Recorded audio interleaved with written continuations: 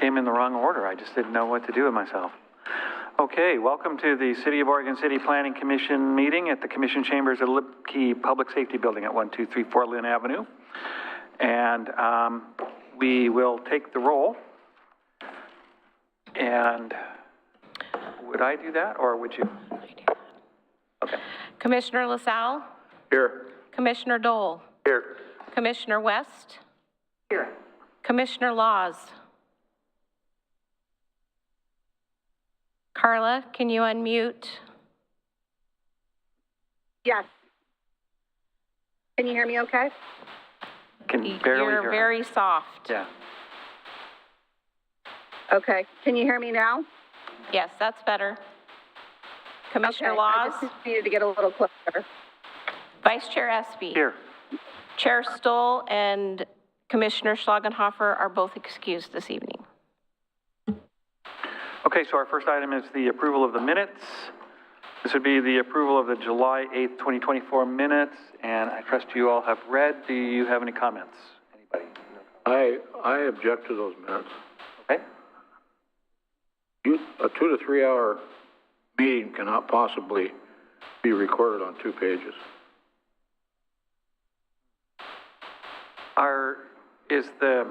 Is the staff doing action minutes, or are we doing word for word minutes?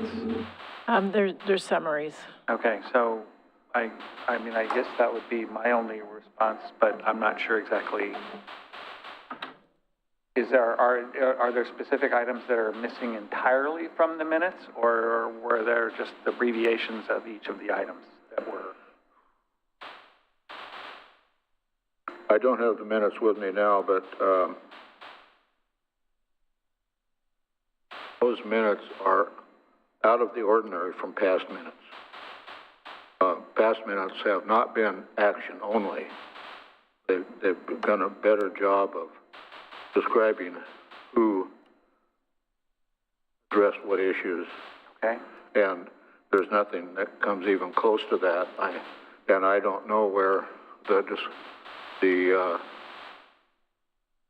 direction of action-only minutes So I think we spent a lot of time going over the master plan, or the concept plan, and code refinement. And I don't know how much participation we actually did. I would imagine that we probably, as far as the policy direction goes, there should be some evidence of what we discussed and the direction that we wanted to take on those and any of the other items that are on the agenda. But if it was just staff presentation and other kinds of things that probably consumed the bulk of the meeting, I would think that would be contained elsewhere in the record and doesn't necessarily need to be in the minutes.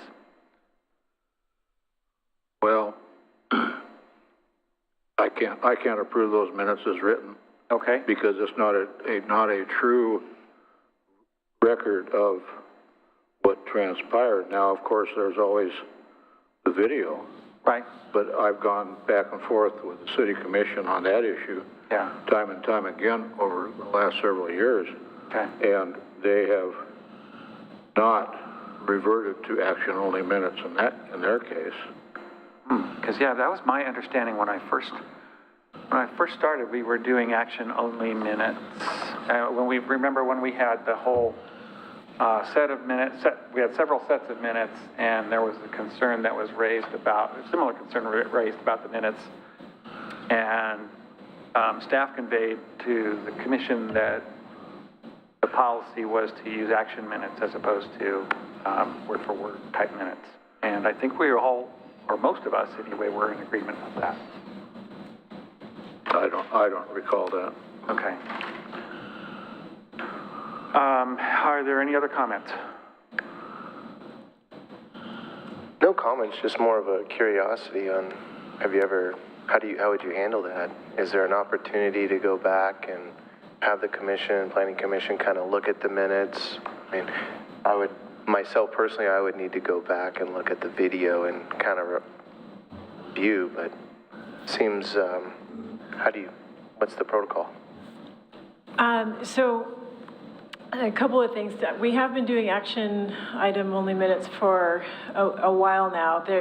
There has been another person in the past who would do more kind of detailed minutes from time to time, which is a contract person. I think if there are specific items that you want in the minutes, that's easier for us to capture. And if you felt like these minutes didn't capture something that you said, we could just put it on to the next agenda, but we would want to know specifically what actions or comments were made that you would like reflected in the minutes. Right, so I think we've got two things going on. We have the policy, which I'm pretty sure is action minutes, and those are all just abbreviated sentences about what, each item contained. And then I'm not really sure. I think there is some discussion about, direction and all that from planning commissioners, but not word for word, I know that. But if there are things that are missing, then I think this would be the time to speak up and discuss those items that need to be included in the minutes. But otherwise, I think, as far as I'm concerned, the minutes are okay. Well, my main objection of action-only minutes is that it doesn't give a true feeling of how the commission felt about a certain item or individual commissioners. It just says that it was passed or not passed.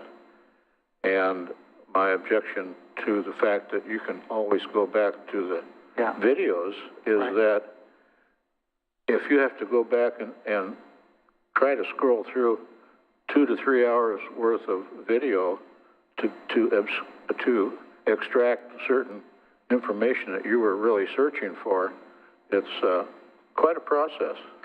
So do you think that the issue is then mainly associated with the code changes and text changes to the code? I'd have to go back and look at them again. Or just overall, like all the land use and everything included? Because I think that if you have code changes, we've been encouraging staff to put the legislative intent and staff commentary under each of those things. And I think that pretty well captures a lot of the concerns that the planning commissioners had and why staff did what they did on, in the code changes. So I would think that it might be a little bit repetitive if we put it in verbatim minutes, but that's just my opinion. Well, I don't think verbatim minutes is necessary, but we covered several sections of the codes that night. Okay. And I think that a summary of individual opinions wouldn't take that much effort to include in the minutes. I wouldn't expect verbatim. I mean, that'd be crazy. Right. Yeah. Okay. Yeah, absolutely. The way I remember this was at the first of a year. I don't know if it was this past year or a couple of years ago, where we brought on the whole process of what minutes were like in response to your that you had. We went back 10 years on minutes that weren't recorded right, and that you wanted to change, and we thought we were obliging your change by changing them to the way they are done now. I think they're done way more thorough. I commented last week, maybe you weren't here, than how they had been. I noticed a change, and so I'm just saying, but I thought we changed all that in response to how you thought minutes were taken at the city for years. No, you misunderstood that then, because what I objected to with the city commission was missing minutes and missing videos, not how they were constructed. Yeah, and every, not only with the planning commission, but almost every single commission, committee, and board in the city was, and they're still working on those, and they've done a yeoman's job trying to catch up with all that stuff. Yeah.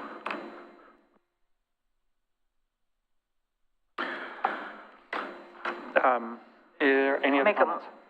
Sorry. Yeah, I'll entertain a motion for the minutes. Yeah, I'd like to.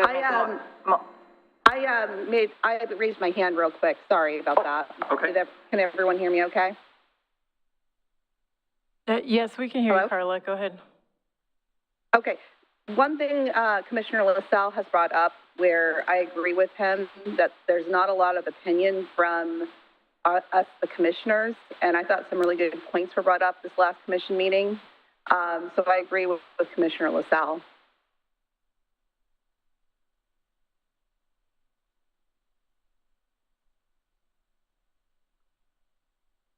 Okay, I'll entertain a motion.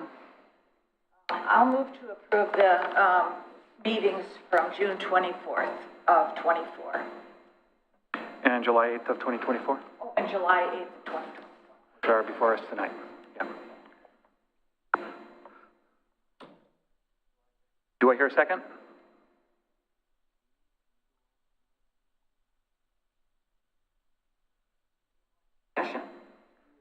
More discussion? Can't go off mic. We have to, if we have any discussion, it has to be on record. I mean, I don't know if it's worth seconding it because it doesn't sound like we'll have a consensus, right? Well, I mean, we don't have to have unanimous consensus to approve the minutes. If there are those that disagree and they are in the minority, the minutes can still be approved.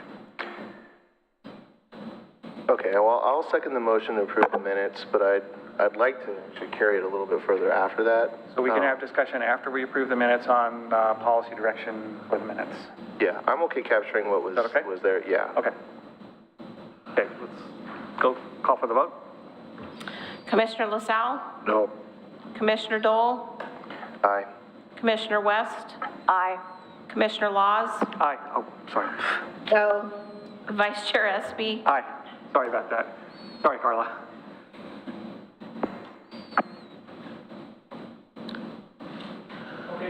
Okay, so we have the next item, public comments. But before we do that, let's have, if there's any more commentary about the future direction of how the minutes should be constructed, we can entertain some additional discussion very quickly. No, I just wish we had specific topics that we could point to that maybe weren't included that, you know, Commissioner LaSalle would want, so that we could actually meet the objective and also, but not also change the overall process. So I don't think there's much more discussion beyond that. So just a little more commentary under each of the topics. sorry. Carla? I think there needs to be key points brought up about, especially when we talk about infrastructure and certain codes that are concerning. I think those things need to be brought up, that the Planning Commission brings up key points that, you know, we've had more of a discussion about than just a few sentences. Okay. Does that make sense to the staff? Are you guys able to do that? I hear what you're saying. We can go back and look at it a little bit. I think there's a broad spectrum between verbatim and action, and so there's not really a bright line in there, right? So if we start including more, is that enough? Did we pick out the right things that you want in the minutes? Like, it gets a little challenging. So I guess I'd like to check in with our city recorder and see how they're preparing the city commission minutes. And I think we want to try to follow along with that template. And you have a single minutes contractor to do city council, There's a contractor who's trying to catch up on the backlog, Right. and then staff is trying to keep up with the current minutes. So the staff is having to write minutes? That's right. Okay. That's crazy. Should not have to do that. So I support and encourage action minutes, and I guess maybe where needed, maybe a sentence or two of additional commentary if it's a key point, or Yeah, we can. if it's a key directional point on a specific policy, you know, for code change or something like that, then I can see that maybe. But other than that, I don't think that there should be additional sentences if it's supported, especially if it's supported somewhere else in the record. Correct, and that's the approach that I think the city's taken with having all the video, and I understand it's a lot of video to watch through if you're trying to look for a specific point, but that's what would be helpful to us, is if you felt like you made a point that wasn't reflected, then we're certainly happy to amend the minutes to capture, you know, what you wanted to be pointed out. Would it be helpful if I sent you something in regard to the minutes that I did not approve? Yeah. That I give you a better idea of where I was coming from? Yeah. I mean, I guess my bottom line as acting chair is to make sure that you guys are effective at your job and you're not being bogged down by having to write up a lot of extra minutes that are already supported elsewhere in the record or, you know, noted by inference elsewhere. So that's where I'm at. Okay. I'll send some information to you to give you a better idea of where I was coming from. Okay. Thank you. Sounds good. Okay. Can we go on to the next meeting? Okay, so minutes were approved. Okay, on to public comments. Item 3. Is there anybody who is interested in commenting on anything that is not on the agenda this evening? Hearing none, we will come to our item 4. We have a presentation from Dayna Webb, our city engineer, reviewing the transportation system plan prioritization process.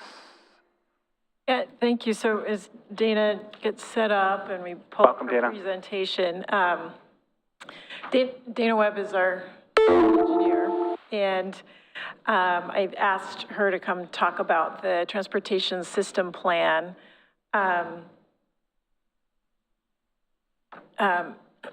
Sorry. So specifically in regard to the key elements of the Park Place concept plan, and that very first one is about providing 2 primary north-south connections between Holcomb Boulevard and Redland Road, and so that's Swan Avenue and Holly Lane. And if you remember, at the time that I put that implementation memo together, we thought that an update to the TSP could be happening within short order, which in planning terms is a couple of years. When the TSP was originally adopted in 2013, those 2 roads had a lower priority. And so in the Planning Commission, in this discussion, we were talking about how can those be reprioritized. And so Dana's got some information about how that happened to begin with, how the prioritization happened, and what that might look like in the future. But I'll let her talk before I get too far over my skis here. So. All right. Good evening, Planning Commission. As mentioned, I'm Dayna Webb, City Engineer in the Public Works Department. And so tonight, I'm going to just give you just a little closer to the mic. If we, yeah. I'm going to provide a high-level overview of the city's transportation system plan and how we have prioritized the projects. So just as a reminder, a transportation system plan is a long-term guide for transportation investments, incorporating vision of the community into an equitable and efficient system. It looks at the needs of walking, biking, driving, transit, and freight, trying to balance the needs of every user of our system. And it can be a tool for reflecting community values and protecting what makes Oregon City a great place to call home, do business, and visit. So when we kicked off our transportation system plan, which was adopted back in 2013, we kind of took an approach that looked to value investments in smaller, cost-effective solutions for the transportation system rather than larger, costly ones where practical. So kind of really that low-hanging fruit approach. Transportation projects are expensive, and we need to use our limited funding wisely. Additionally, all transportation system plans in the metro area are required to be compliant with the Metro Regional Transportation Functional Plan, and that approach emphasizes a multimodal, network-wide approach when identifying solutions to the identified problems. So in that vision, we look to manage our existing system, reduce traffic conflicts, increase safety, and encourage more efficient use of the system. We then, if we aren't able to manage the issue, then we look to reduce it, reduce the driving demand at congested locations by improving walking, biking, and transit options. In the event neither of those work, then we revisit land uses and congestion thresholds to encourage shorter driving trips or modified travel decisions. If none of those work, we'll look to extend streets to create those parallel routes and reduce the driving demand. And in the event none of those resolve the issues, then we look to expand the street network system. And so that really kind of sets that vision for the plan.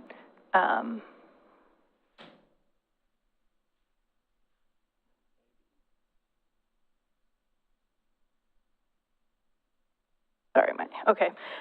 So then we have that vision set, and then we worked through creating 8 goals. And so the goals, and these are ranked in order. So as these goals were developed, they were prioritized by the committee and the stakeholders. And so our goal 1 is our most important goal when we look at our TSP, and that is health and safety.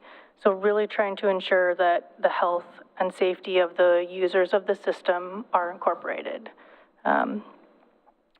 especially when looking at comfort and convenience of walking, biking, and accessing transit. Goal 2 was effective and efficient. So making sure that our system is effective and efficient, optimizing travel capacity within our traffic signals, and making our system smart as much as we can. Goal 3 was sustainable. So fostering a sustainable transportation system, environmentally conscious and fiscally sustainable, looking to reduce vehicle emissions and greenhouse gas emissions. Goal 4 was provide an equitable, balanced, and connected multimodal system. So really finding those missing pieces. Where do we have small missing sidewalks that really bring up the bigger value for those infill pieces? Connecting to jobs, schools, services, recreation, social and cultural institutions. Goal 5 is fundable. So identifying solutions and funding that meets the needs to ensure the system can be delivered for growth planned within the community. Goal 6 identified convenience and availability of pedestrian, bicycle, and transit modes, really looking to strengthen that non-vehicle modal system. That included coordination with transit providers, TriMet, Canby Area Transit, South Clackamas Transportation District, looking to provide those cost-effective ways to reduce single occupancy vehicles. Goal 7, prosperity, looking to have support a prosperous and competitive economy, really trying to kind of balance the business needs, but also looking at movement of goods and services. And then goal 8 was compliant. And so in those rankings, goal 8 is the goal where we address the Metro 2035 Regional Transportation Plan and the Metro Regional Functional Transportation Plan. And so with that work back with the TSP, we ranked these, and in that ranking, each of these goals is weighted. So goal 1 has a weight about a 1.5, and goal 8 has a weight of 1. And those, it's not linear between the 8, it was based on the feedback and the scoring from the Project Advisory Committee. And so where that becomes important is a little bit later in the scoring methodology. So tonight I'll show you goal 1, health and safety. So under that goal, we've identified 4 objectives. Identify improvements to address high collision locations, identify necessary changes to street design guidelines to support context-sensitive design solutions. Objective C, reduce impervious street surfaces through green streets. And objective D, provide a network of family-friendly walking and biking routes. From that goal and objective, we then identified the 3 evaluation criteria for that goal. So those evaluation criteria for health and safety is improve the safety of the transportation system, encourages active living and physical activity, and minimizes transportation-related pollution. So we've done that for each of the goals. I won't bore you with all of the wordy slides, but they've been identified for each of those goals and objectives. And then we take those goals and objectives and we assign evaluation criteria. So each of those evaluation criteria has either it positively addresses the goal, it's neutral, or it has a potential negative impact. So the project itself would have a negative impact on meeting that goal. And so each of the goals has a handful of criteria, and then it's given these scores, and then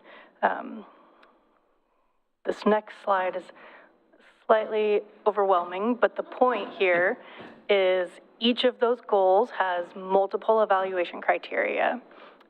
And this spreadsheet is large. There's 354 projects in the TSP. There's 8 goals, and each goal has 3 to 4 evaluation criteria. And so back when we did the TSP, it was a very deep dive into these projects, and if they met the criteria and brought a benefit to the transportation system.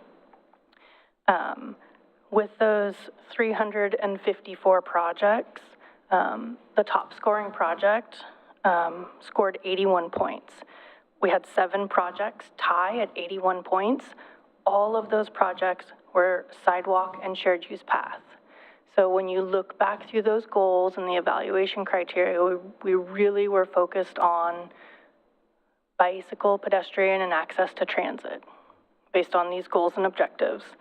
The highest ranking driving project was the extension of Dunes Drive through the Oregon City Shopping Center. That project scored a 63, and it was ranked number 44 in the ranking of those 300 projects. Ultimately, that project was deemed infeasible because the Oregon City Shopping Center was not looking to redevelop, and as those apartments behind the cove, near the cove were built, the project is now infeasible. So our highest ranking driving project became infeasible. So as kind of a reminder, the Swan Avenue and Holly Lane projects have very similar rankings and scores. They both received a score of 43, and they are ranked projects 332, 333, and 334 out of those 354 projects. So because of that ranking, they are in the long-term category and not likely to be funded. So what I wanted to do is share a little bit of information about how we identify our capital projects that move forward for construction. We look to the City Commission goals. So if the City Commission has identified a specific project in their goals, in the past, they have identified the Myers Road construction, the Myers Road extension project and the Malala Avenue streetscape as commission goals. We look for community interest. We hear a lot from the community about the projects they desire in their neighborhood, and we really try and take that into consideration when we're selecting a capital project for construction. If the project is in an adopted plan, so either the transportation system plan or a corridor plan, we also look for leverage opportunities. So is there a water capital project in this corridor and we can add some sidewalk into it? Are we heading out to pave that roadway and we can while we're out there? So really leveraging our different utility funds to create a more comprehensive project. We did this again in the Malala Avenue streetscape project where we skipped a year of our paving program so that we could contribute to the Malala project and have full new pavement from curb to curb, end to end. Many of our projects are funded with grant funds. There's very few projects the city is able to move forward without grant funding. And then we also look for partnership opportunities. So a couple of good examples of this, when the new Gardner Middle School was constructed, we worked closely with the school district. They contributed to the new RRFB out on Lynn Avenue. And then we worked closely to identify which roadways they would build sidewalks on and which roadways we could pick up the sidewalk on as part of our paving program. So there's very few projects that just move forward for one of these reasons. We try and balance our system. So this is just a quick recap of some of the projects we've built in the last 8 years. Almost all of them line up with community interest, and many of them have grant funding. And if they don't have grant funding, they very likely have a leverage or a partnership. We don't have enough funds to do all the projects, and so the way that we're able to deliver more is leveraging, partnering, and finding those grant funds. We work hard to find grant funds. I think in the last 8 or 9 years, we're over $20 million in grant funds. And so we really need to maintain the city funds to be that match for those grant funds. If we don't have that match, we miss out on the grant. And that's really all I've prepared, if you've got questions. Thank you. Yeah, that's great. Dayna, can you tell us what RRFB? Yes, apologies for that. Rectangular rapid flashing beacon. So those are the pedestrian actuated buttons that alert the drivers to stop for a pedestrian crossing. Thank you. I always get confused between the signs that say falling rocks and fallen rocks. There are two signs. I have seen them. Anyway, are there any questions or commentary from the Planning Commission? Ms. Webb, is the basis of your funding SDCs? Is that what the TSP is funded out of mainly? Do you mean the projects out Yeah. of them? So once the TSP is... I mean, SDCs is what I meant to say. So for transportation projects, we have two buckets. We have our gas tax funds and our SDC funds. And so SDCs come from development. SDCs can only be spent on building capacity. So a good example is the Myers Road Extension project was built entirely with SDC funds. Transportation funds to build the roadway and the sidewalks, water SDC for the new water line in it, sewer SDC for the new sewer line to support that area, and then stormwater SDCs. So a project, so a transportation project that is considered walking, biking, or access to transit is 40% SDC eligible and 60% gas tax. So a good example, a Berkeley Hills RRFB or any RRFB runs about $200,000. By the time you have to run the conduit under the roadway, you've usually got to rebuild the ADA ramps. If you're putting a mid-block refuge, then you need to look at a third button and pole installation. So they're not cheap. And so where I struggle to fund these transportation projects is my gas tax is very limited. Commissioner LaSalle. How in the world do you keep track of projects on the TSP when a developer develops in an area where a project is located? How do you track those so that the developer would include that in his plans? So when they come in for their pre-app, we pull up the transportation system plan that shows those projects. So another example of a partnership is the recent developments up on Maplelane. The first development came in, they were conditioned to build 1/4 of a roundabout. The second project came in, they were conditioned to build their 1/4 of the roundabout.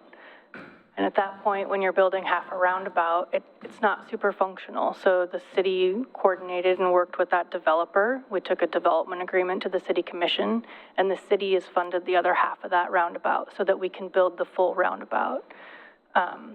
You know, we've got it all mapped in our GIS system, so we know where all the projects are. It just seems like it'd be a huge project to keep up with all that. So, congratulations on doing so. Commissioner Dole. I didn't have a question, Dana, but I was going to do the same thing that Commissioner LaSalle did. Commend you for, you know, keeping up with the volume. I'm assuming the volume is driven by the scale and kind of the approach, the fill-in and the smaller projects. I'm assuming that's correct. And then just also appreciate hearing the fact that the approach to partnerships and leveraging, you know, presents kind of a scrappy mindset. And as someone who's worked on, you know, developments in the city, I can't tell you how frustrating it is to do that, put in that all that new frontage and create that pedestrian experience, and then it ends at the next property. So thank you for that. Anything else from anybody? Carla. Commissioner Lott. Are there projects that have costed the city more money? Because there's occasionally a project where, you know, things are foreseeable on the work that's being done, and, you know, sometimes the infrastructure, the roads get worse when the development happens, more than what was estimated to occur, or water lines are broken. How does that work on behalf if it ends up being to where there's more damage and there's more that needs to be repaired?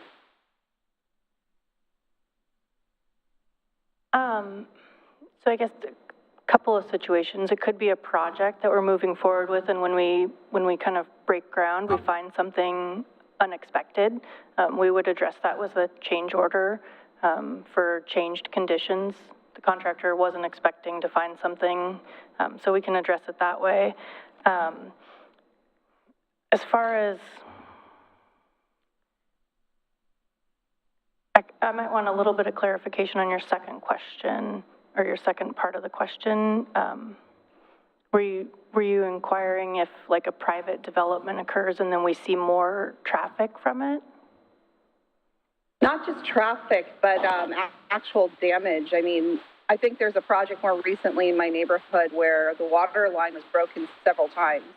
And then obviously looking at the road itself, obviously there's been to account that it needs to be repaved, but it just seems the damage of it has been worse than what was estimated based on, you know, the land use application to begin with. So I guess I'm curious, like, in those scenarios where there ends up being a lot more damage on infrastructure rather than what was estimated, how do you, I mean, at some point it's part of the developer, but, you know, there's already been an agreement made, so how do you deal with that?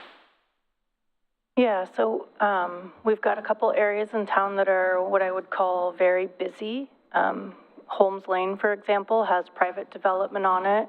We've wrapped up the sewer work. We're heading on to Holmes Lane to do the water line work. And as a department, we work hard to stay coordinated. So that private development had approved plans. And at the time, we knew we would have some sewer work, but not the extent of it.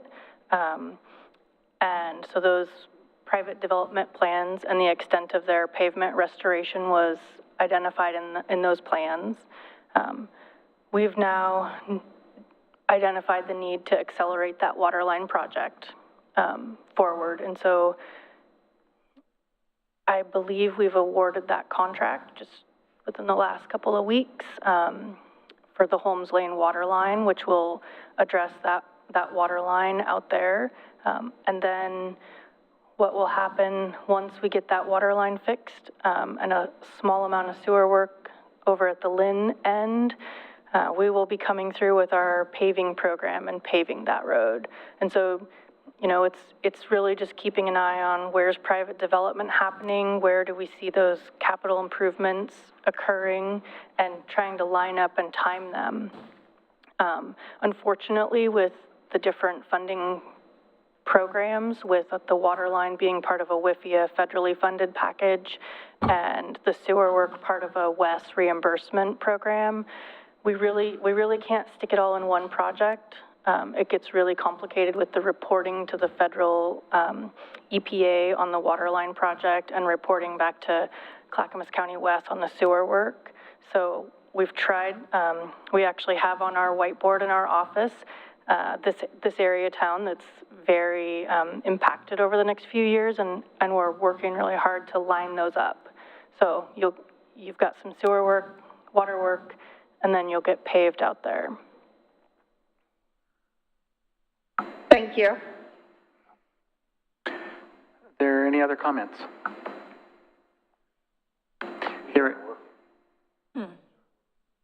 Okay. Hearing none, I think we can move, well, first of all, we can thank Dayna for all of her wonderful work and her wonderful presentation. I really appreciate that. It really adds a lot of light in the mysterious transportation world. I know that Clackamas County requires a lift of asphalt even when you're just running a sewer down the street, curb to curb, and they make the developers pay for that. I'm hoping that we have something similar at the city, that we make the developers, if they are going to cut into the street, that they repair that.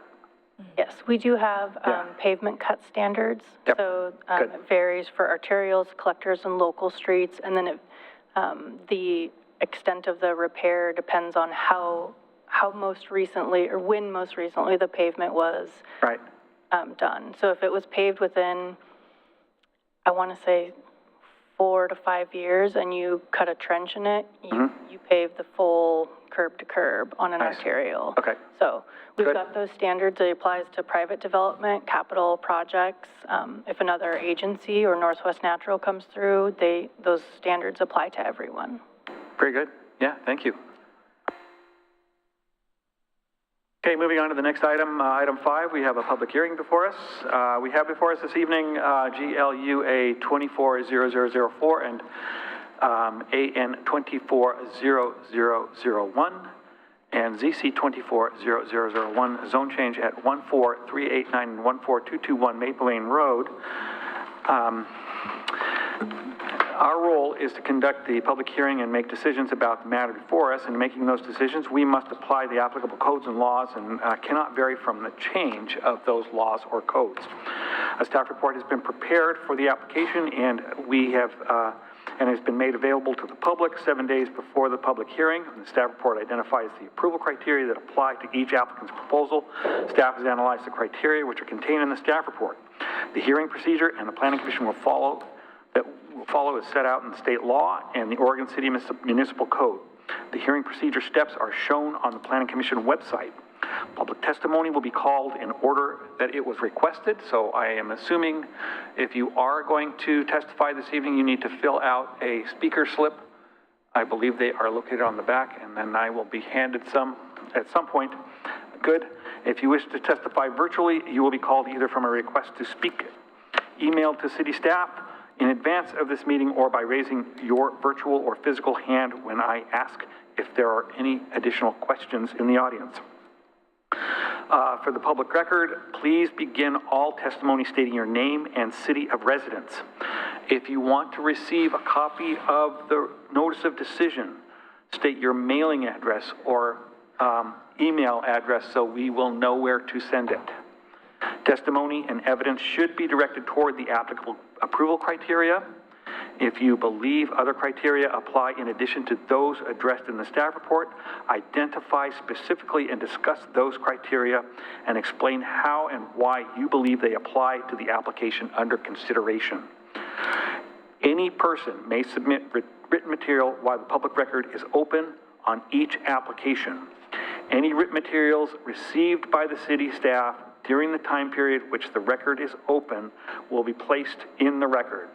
Written materials submitted during the public hearing must be presented to the city staff in order to become part of the record. If a person intends for a PowerPoint presentation, reports, pictures, or other exhibits used in their oral testimony to be placed in the record, copies must be submitted to city staff while the record is still open. If they are not given to staff, they will not be included in the record. Any person wishing a continuance to present additional evidence and testimony or to keep the record open to respond to new evidence must make that request before the public testimony portion of the initial hearing is closed.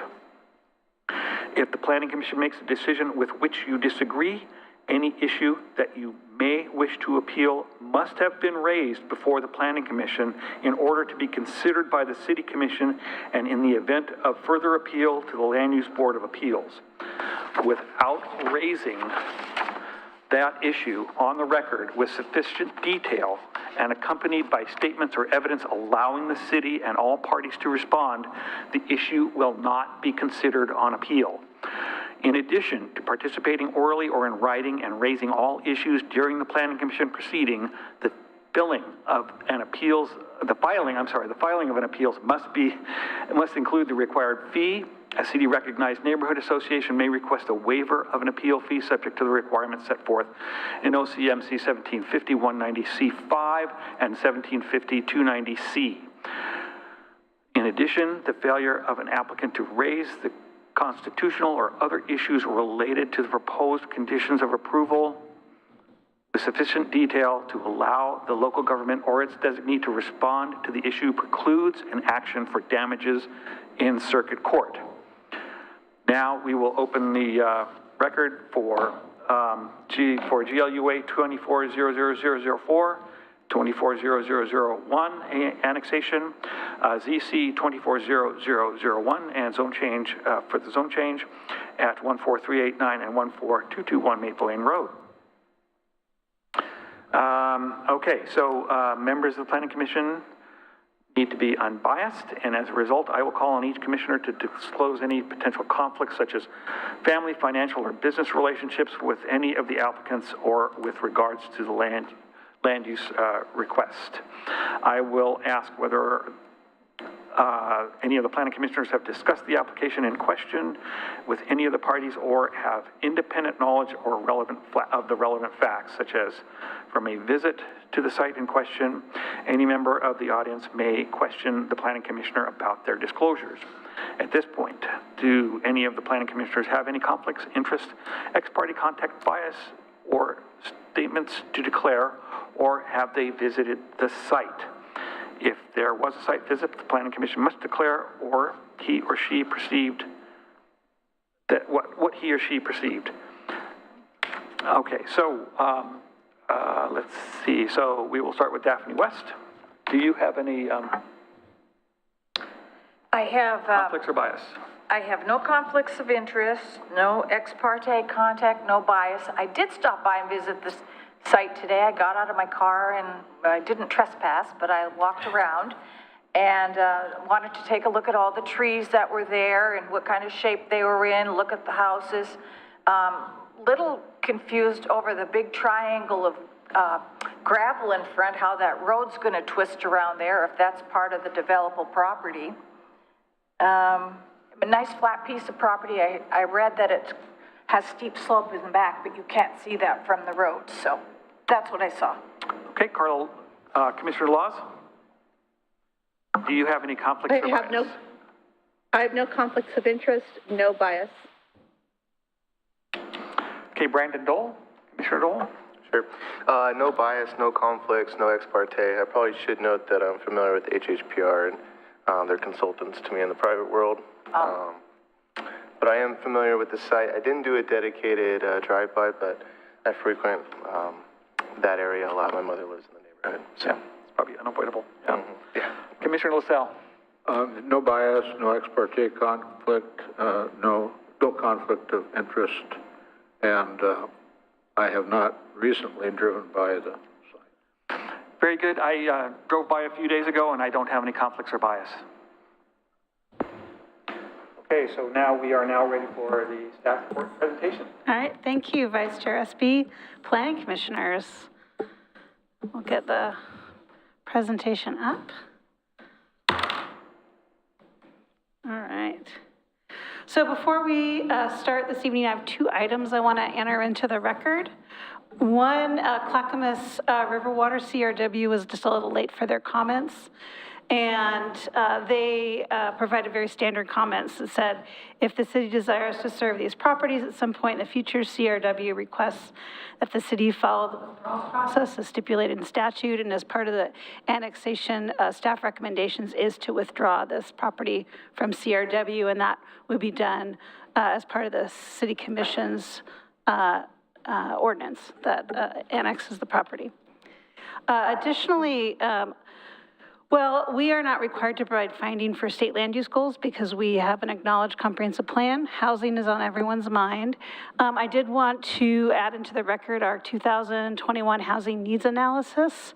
That analysis is the kind of long-range planning that looks at how many dwelling units were anticipated to build over a certain amount of time. And as part of that HNA, the study found that the city should plan for the growth of 7,435 new dwelling units over the next 20 years. Much of that growth will be driven by household growth. And more importantly, the city will meet Metro's requirements for net density and housing mix.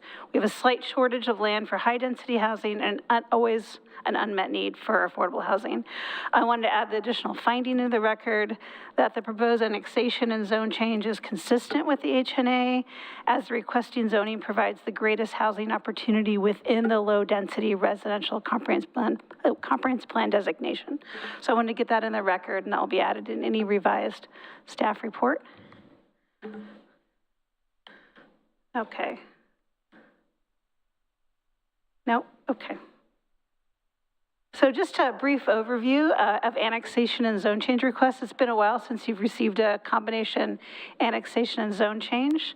So this is for approximately 2.5 acre property that's located inside our urban growth boundary. The applicant is requesting, along with the annexation, a zone change from FU10, which is future urban 10 acres, that's the county holding zone, to the R6 dwelling district, which is part of the low density dwelling districts category in our comprehensive plan of R6, R8, and R10. The proposal does not include a request for development or change in use. Applicant could come in the day after it annexes or 5 years after it annexes to propose a development. They don't have one currently in mind.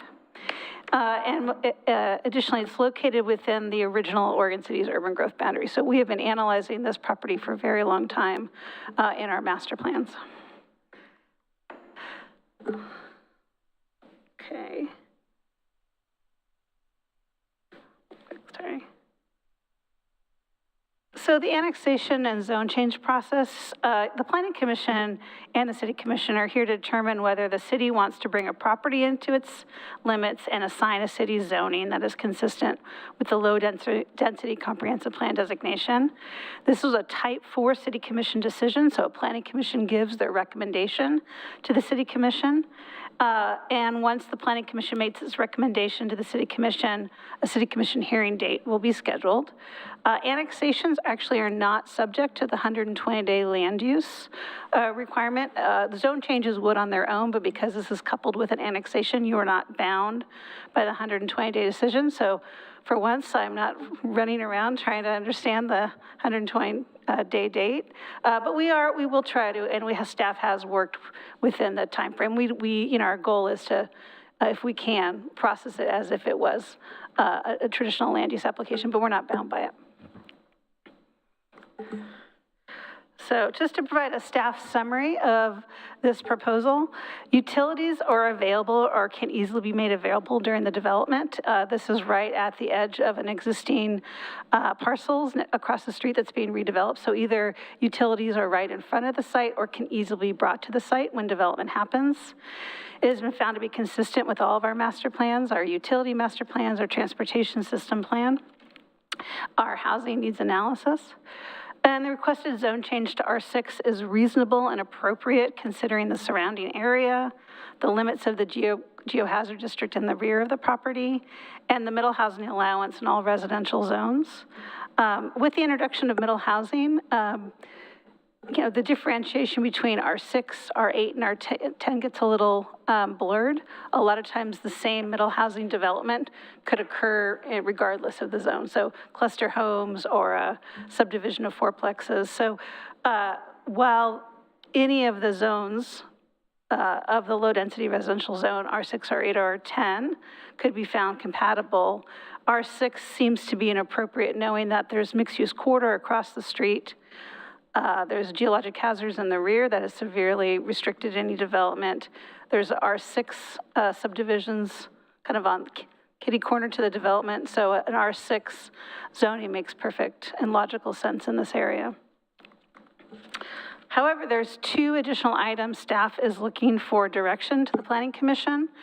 One relates to historic considerations to structures on the property, as well as kind of interim tree protection measures between annexation and development.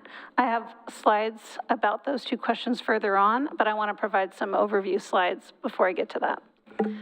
So with these direction, staff is really requesting Planning Commission to indicate how they would like to recommend to the City Commission these two items.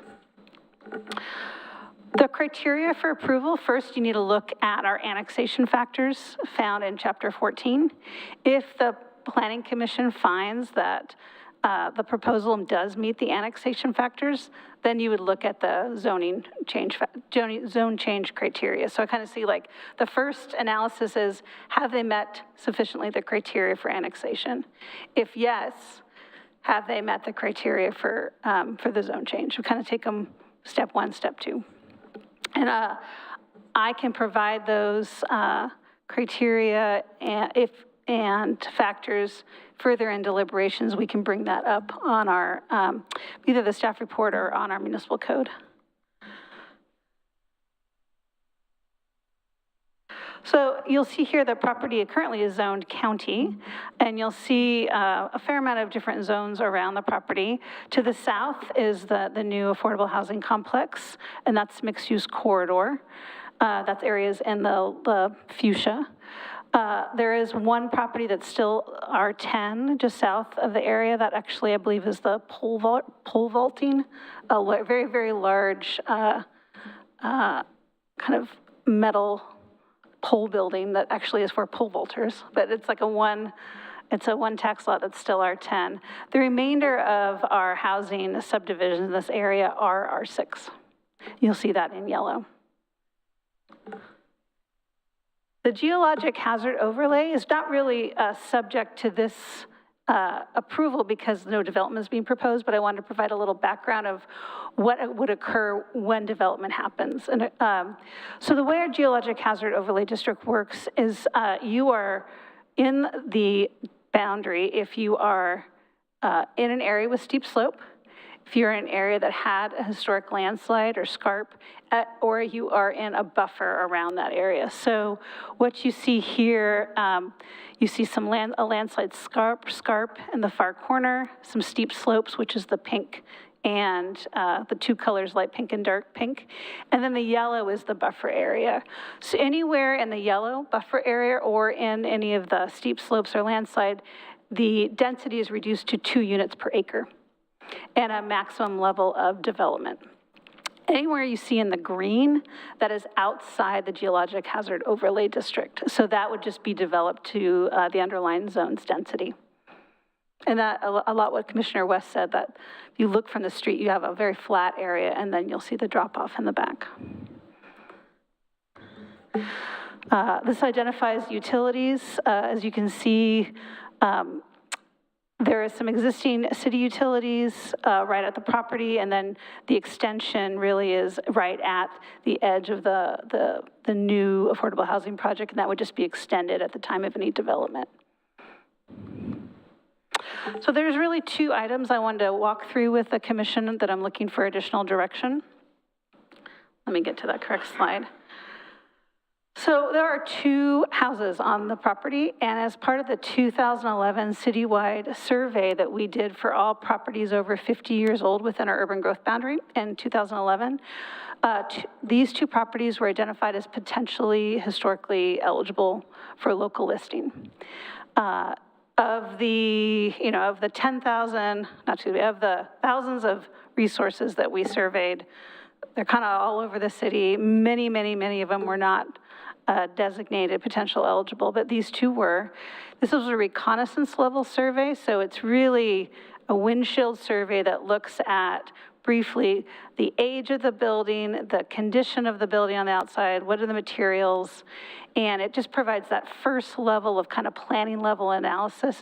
I think of reconnaissance level surveys as more of like a metadata or planning tool to like really trigger you to do more information. And so with that, the Planning Commission has a couple of options for next steps. You could, a couple items you could choose to do. You could recommend to the City Commission that you request additional information from the applicant and an updated survey form that provides additional background information and a current historic status from a qualified historic preservation professional. So updated a survey form with a little more information. You could request official comment and guidance from the Historic Review Board. Or, and as part of this process, the Planning Commission, City Commission could recommend they require either a portion of the property, really just the resource and a buffer around it, or the whole full tax lot be designated a local city landmark, which would be regulated by the Historic Review Board. Alternatively, the Planning Commission or City Commission could use this information to balance the other annexation factors and determine the city's priorities and provide additional findings in its deliberation. So you have a couple options. We have this initial information that we have two buildings that are not locally designated by Clackamas County.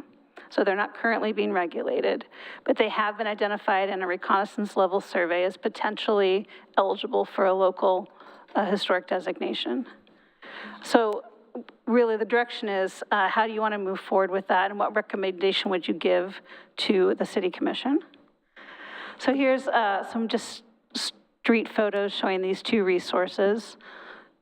These are kind of 1.5 story, typical farmhouse in the reasonable condition and reasonable intactness. So the outside doesn't look like they've been terribly altered over the years. So kind of one of the questions I have really tonight, I think, is does the Planning Commission desire to see an updated survey form before sending their recommendation to the City Commission? So one option that the Planning Commission could do would be to make a recommendation that the applicant should update their survey form and provide that to the City Commission at their meeting. The Planning Commission could choose to request to see the updated survey form and make a more formal recommendation to the City Commission. Those are kind of options that the Planning Commission can look at this evening. Do you have any questions before I move on to trees? Did you want to answer, did you want us to deliberate about this now? Or No, did you want I'm to just wait going until your to, I'm going to go through the I only have a couple more slides, and then you Okay. can ask me questions Let's kind of just with the whole wait, thing. So the second piece is related to trees. Oregon City does not have a residential tree program. So once these properties, if they were annexed at R6, the property owner could remove whatever trees they wish until such time they go through development review. So one option the Planning Commission, City Commission could look at would be to require that this property adhere to our Chapter 17.41, which is our tree protection code, until such time development is completed. So in a sense, it's kind of a little bit of a holding code. So once annexation happens, any tree that's not diseased, dying, or dangerous would go through our Chapter 1741, which based on the caliper would have a replacement schedule. And so you would have to either pay fee in lieu of or replace any tree in this interim period. And then once development is finished, it would go back to being the same as any other R6 property and would not be part of would not be subject to Chapter 1741. So that's one recommendation, is kind of this interim period to ensure that the trees all aren't removed before development occurs. So in general, staff's staff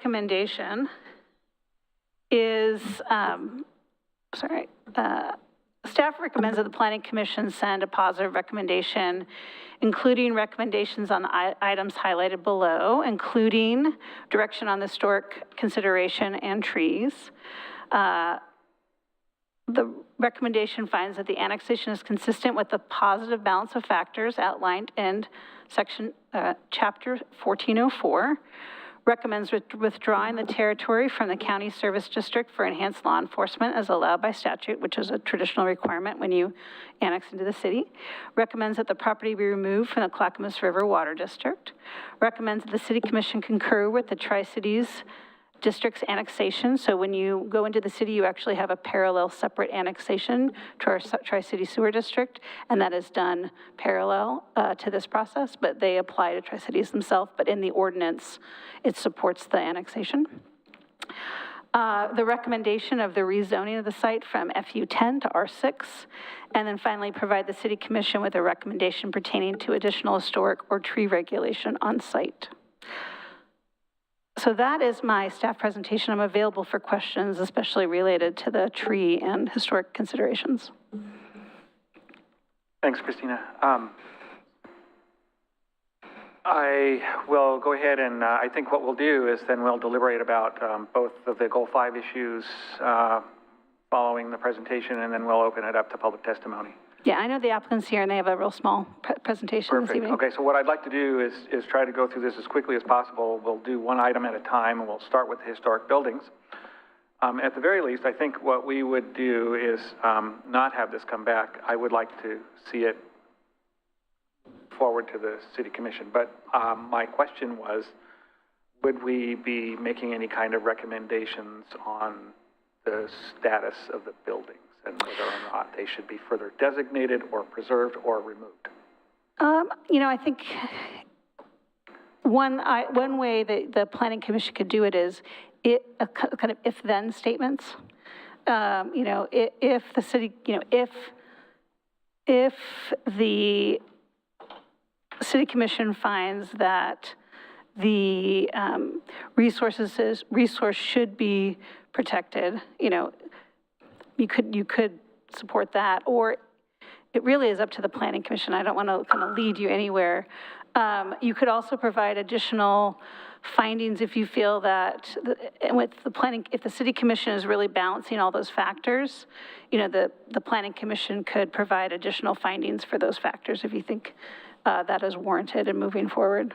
Right, I just wanted to plumb the depths of our boundaries here as far as what. Yeah, I mean, the Historic Review Board will be designating the resource and will be identifying if it is eligible. You know, it's not really the job of the Planning Commission. I mean, that's the job of the Historic Review Board, is to go through the designation process. Okay. But the Planning Commission can provide, you know, recommended findings of how this is one factor of many factors. So you can provide that in your recommendation, how the City Commission should look at it. Yeah, and I think without mentioning the actual resource or any of that kind of thing, we could consider a lot of other factors that are, you know, sort of inherent in that zoning designation or zoning assignment for that property that may push this issue one way or the other. So yeah. I'll go ahead and just open it up to the Commission for any comments. Commissioner LaSalle. Have those buildings, in fact, been designated as historic? No, they have not. So they are not designated by the county. And that'd be one thing. If we had like a county landmark, then we were bringing in the city. But they are potentially eligible. They could be. They meet the threshold of being potentially eligible for local listing if the city wanted to move forward with that. And the Historic Review Board concurred at a future meeting. Okay. Anyone else? I'm a little confused at what you're asking us right now. So do you want us to say one of those 1, 2, or 3 options, and we're going to send a...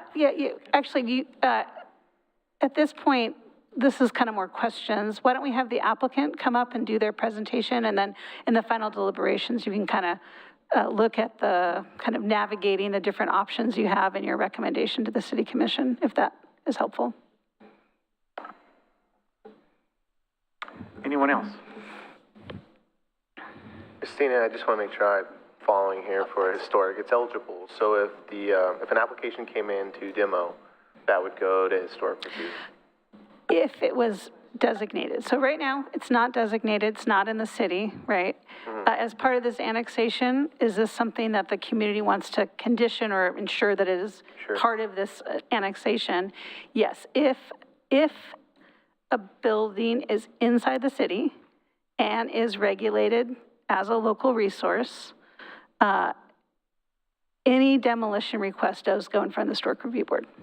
Thank you for that. But not for buildings that are on just have been surveyed in a reconnaissance. No, yeah, no, you have to go through a hearing and be actually designated through a Historic Review Board hearing, yeah. So right now, the way the buildings are, they can just come in and get a demolition permit. Correct. And remove them, even though, okay, that's what I thought, yeah. All right, very good. Okay, so I will go ahead. One more question. Okay, oh, yeah, go ahead, Commissioner LaSalle. Could we put forward a condition of approval that if we annex the property, those buildings couldn't be demoed until they go before the Historic Review Board? It would be more of an order of operations. I think annexation would be, designation would be kind of brought into this annexation question. So it would either be a condition that would happen kind of at the same time of annexation or prior to and be brought in as a package. So when I think designating the building, even though it's on this reconnaissance level survey, would have to be, the application for designation would have to be signed by the property owner, correct? Correct. It takes owner consent to sign. Right. The reconnaissance level survey is not really enough to designate. Yeah. We kind of want an updated survey regardless. So I think the answer is no. I don't think we really could do a condition of approval unless the applicant, in his testimony, wanted to give the city permission to designate the building. Yeah, so this is where we'd work with Bill, but the designation of the resource would have to be part of this process. Yeah. Yeah. Feel free to jump in. Attorney Kabaisman, I don't want to go too far here, but. Christina has done a good job laying it out. It's kind of a interesting mix of uncertainties that we're dealing with here, and part of the question is how certain do we want to get before we pass it on to the city commission? And do you want to see it, at one level, yeah, you want to see it because part of the factors deal with some historic things, but at the same time, you're not the Historic Review Board, so you don't have the expertise. Exactly. So maybe the idea is, let's get more information, pass it on to the city commission, and let them do what it is. I think our discussion really should be centered around the importance of designating this as R6, perhaps maybe even the positioning of the house and the effect of being able to do an efficient development on that site with the presence of those buildings there, as opposed to any of the merits of whether of the historic character of the building or any of that. Right, that definitely is, the city commission's role is to balance everything, right? They're balancing all the factors, and really as a planning commission, you're kind of letting the city commission know, here's our lens. This is our piece and our lens of the process. Right, okay. Does that all make sense?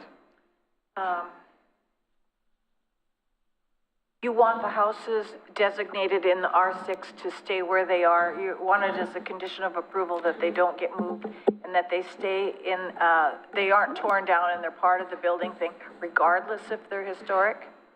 Well, so maybe I didn't get that right. So I think that's an end deliberation point. So why don't we have the applicant come up and speak, and then there's a couple variations and we can kind of walk through that. Sounds good. Yeah, we'll start with Brad Kilby. And are you going to be presenting together with Drame Newhouse? Yes, sir. Okay. Welcome. Thank you for coming in this evening. Yeah, thank you, Vice Chair and Commissioners. I don't want to go through my entire if you can state your name and city for the record, sure. It really helps the minute taker a lot. Yeah.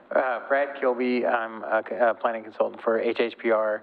Address is 205 Southeast Spokane Street, Portland, Oregon, 97202, Suite 200. My phone number is 503-221-1131. So Christina's presentation almost mirrors ours, so I'm going to go through mine fairly quickly, and then we'll talk about the issues, and then I want Mr. Newhouse to talk about it. It's his family, it's the Mink family. They've been around for a long time, and this property, as Christina has already alluded to, was a piece of property that was in the original urban growth boundary and has been considered, every time you've gone through a master plan update of any of your utilities, transportation, they've kind of considered the impacts associated with development of those properties too. So it's not like these properties haven't been considered in those plans. So this is a request to annex in 2 pieces of property. It's 2.5 acres in size, and concurrently rezone it to R6, which is consistent with your low-density zoning designation in your comprehensive plan. Next slide, please. Excuse me.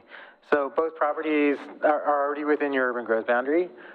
Utilities and services are ready. Our firm actually also developed the 2 apartment complexes across the way, the community development partners and 4 property group, and so we're pretty familiar with the utility layout and the extensions that were required of those, and hence the family contacted us to come on board and help them with this annexation. Again, the designation that we're requesting is R6, which is consistent with other low-density residential, and that's not subject to any prior concept plans that I'm aware of. Next slide, please. So I won't go through all of this, but we do have direct access onto streets. There are services available within the site. So this goes to, if you look through the application and our actual findings that we've proposed, we do talk about the 14 factors that we think that this property is supported by those factors. Annexation of this property is supported by those factors in this request. And that, next slide, please. That there are public facilities already in the area that can be easily extended into the property, including access. And it's important to note that the property owners are not proposing to develop the property at this time. And I think Mr. Newhouse can get into the reasonings behind this, but they're just trying to preserve the value of the property as their parents are getting older and trying to make sure that this stuff stays in, and they can just, when they do decide to develop, that they can actually develop, and it makes sense to then at that point have city services. Next slide, please. So I guess these were key milestones for us. We had our pre-app in December of last year.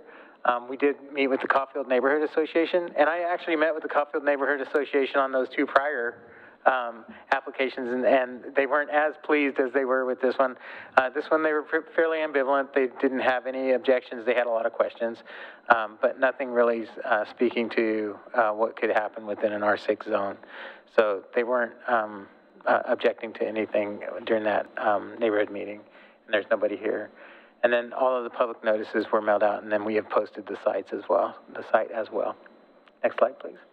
So respectfully requesting that the Planning Commission forward a recommendation of approval of this annexation and concurrent zone change to the City Commission for consideration. A couple things real quickly. I wanted to talk about the historic designation, and tree protection for that matter. I mean, I guess it's important to note that they don't have ambitions to go out and develop the property right now.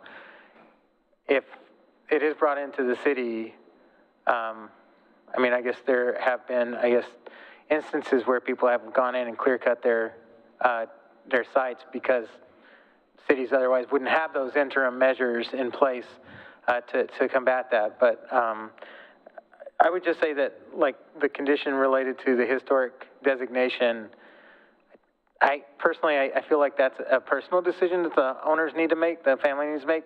I understand the city might have goals and ambitions surrounding historic preservation, but I would ask that that be deferred to the time also that maybe the commission makes their decision and that there's actual plans for developing the site.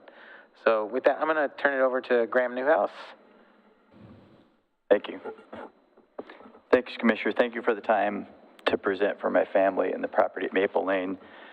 Commissioner West, I appreciate the fact that you drove by and noticed the mysterious triangle, which, yeah, if you find out who's responsible for that, that'd be great. So, as been there for a long time. So what I thought I might do is take some time just to give you a brief background of my family in Oregon City and a little bit about the property in question. So originally, my great-great-grandfather moved to Oregon City. My grandfather, matter of fact, lived on South End Road. My other grandfather lived in 209 Washington. He was the past superintendent of Clackamas County Road Department, Vern Mink. And then I have my father in the audience who traveled here. He's 91 years old. If many of you are Oregon City residents and knew Newhouse Pharmacy, he was the pharmacist that ran Newhouse Pharmacy at the top of the elevator. So we have a long history, and as a matter of fact, I became the fourth generation Oregon City resident when I moved into the High Street address from my great-grandmother's house. And then my nephew, who lived in Maplelane for 2 years, he has a son that makes the sixth generation of Oregon City resident. Not only does that make me feel very old, but it's kind of an interesting fact. And then reviewing this with my father, he also mentioned that his dad owned a beer place somewhere in Oregon City. I said, oh, he owned a tavern? He said, no, it was a beer place. So I don't know where that was, but anyway. So although the original property was purchased by my grandfather, Vern Mink, there's been a number of family members and a number of generations who has worked on the property and providing effort and stewardship in that particular property. More recently, myself and my brother, Grant Newhouse, have taken over the management of that property as time and health has got to my father a little bit. So we are the next generation of caretakers. But our main objective with Maplelane property is really to make sure we continue the legacy that we have with our family at Maplelane, and also to be the best stewards of the property, and that's been entrusted to our care. So we believe that access to city services will not only hold the value, but also increase value over time. We don't have any current plans to develop the property, but you can simply notice the development across the street and say, hey, maybe we should be a little bit ahead of the game and do this while all parties are present and available for discussion on that point. I guess that concludes our presentation, so if you have any questions for us, we're happy to answer those as well. Thank you very much. Questions from the commission of the applicants? Hearing none? Thank you. Thanks. Any questions of staff before we head into deliberations? Any clarifying questions from the presentation or anything that came up? Okay, I just had a couple. The geologic hazards map, is that a part of the comprehensive plan? Is that a comprehensive plan map? Well, the natural hazards. Yeah. The geologic hazard overlay district implements our comprehensive plan, if you think about it that way. Okay. So, when development comes in, they'll be meeting our geologic hazards code, which in theory meets our comprehensive plan policy on safety and hazards. Okay. All right. That's all I got.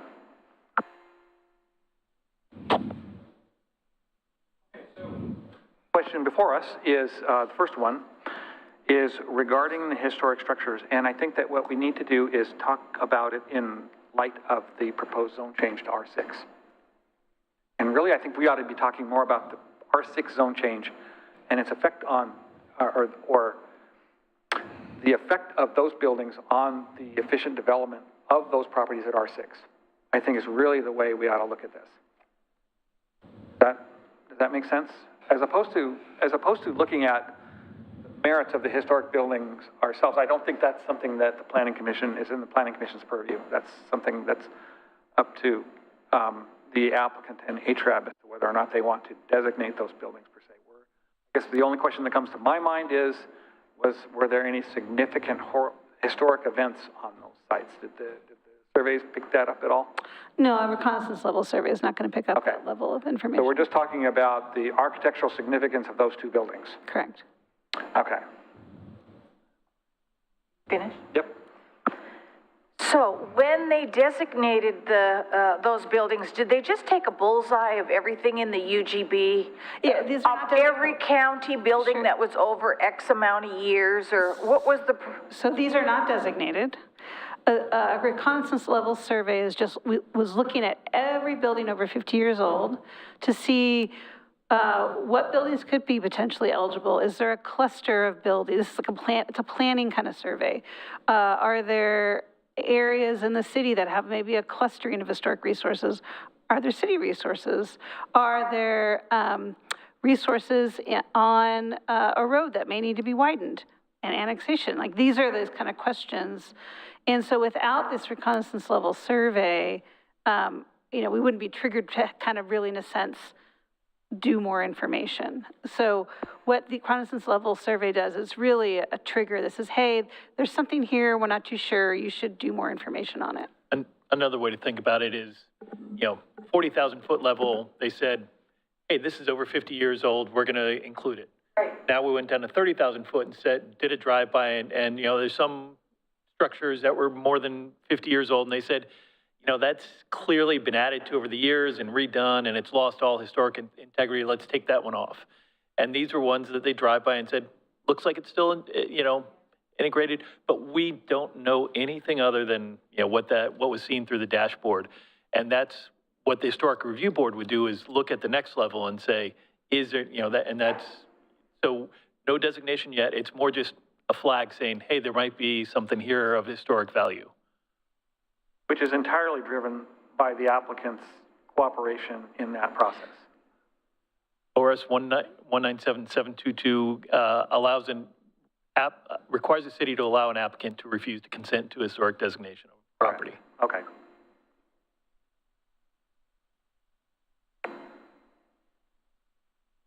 Okay, well. Paul, I was gonna, go ahead. LaSalle, you had your hand up first. Well, I don't think our job here is to consider the historical value of those residences. We're strictly here to consider the annexation and the zone change.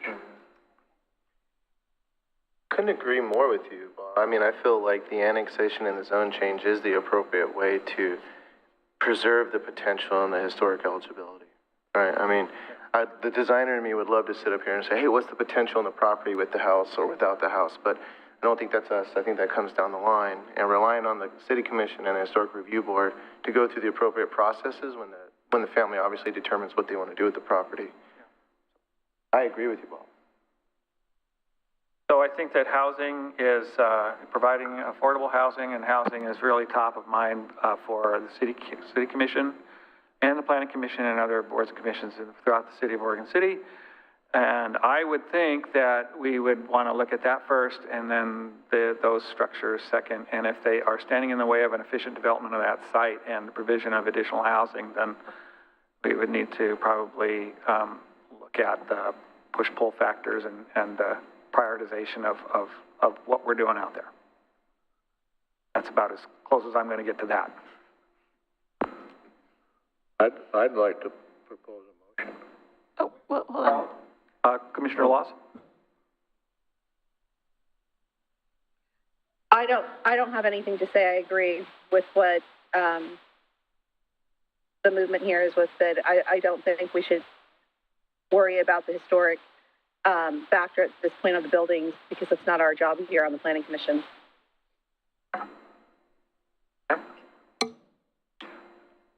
Commissioner West?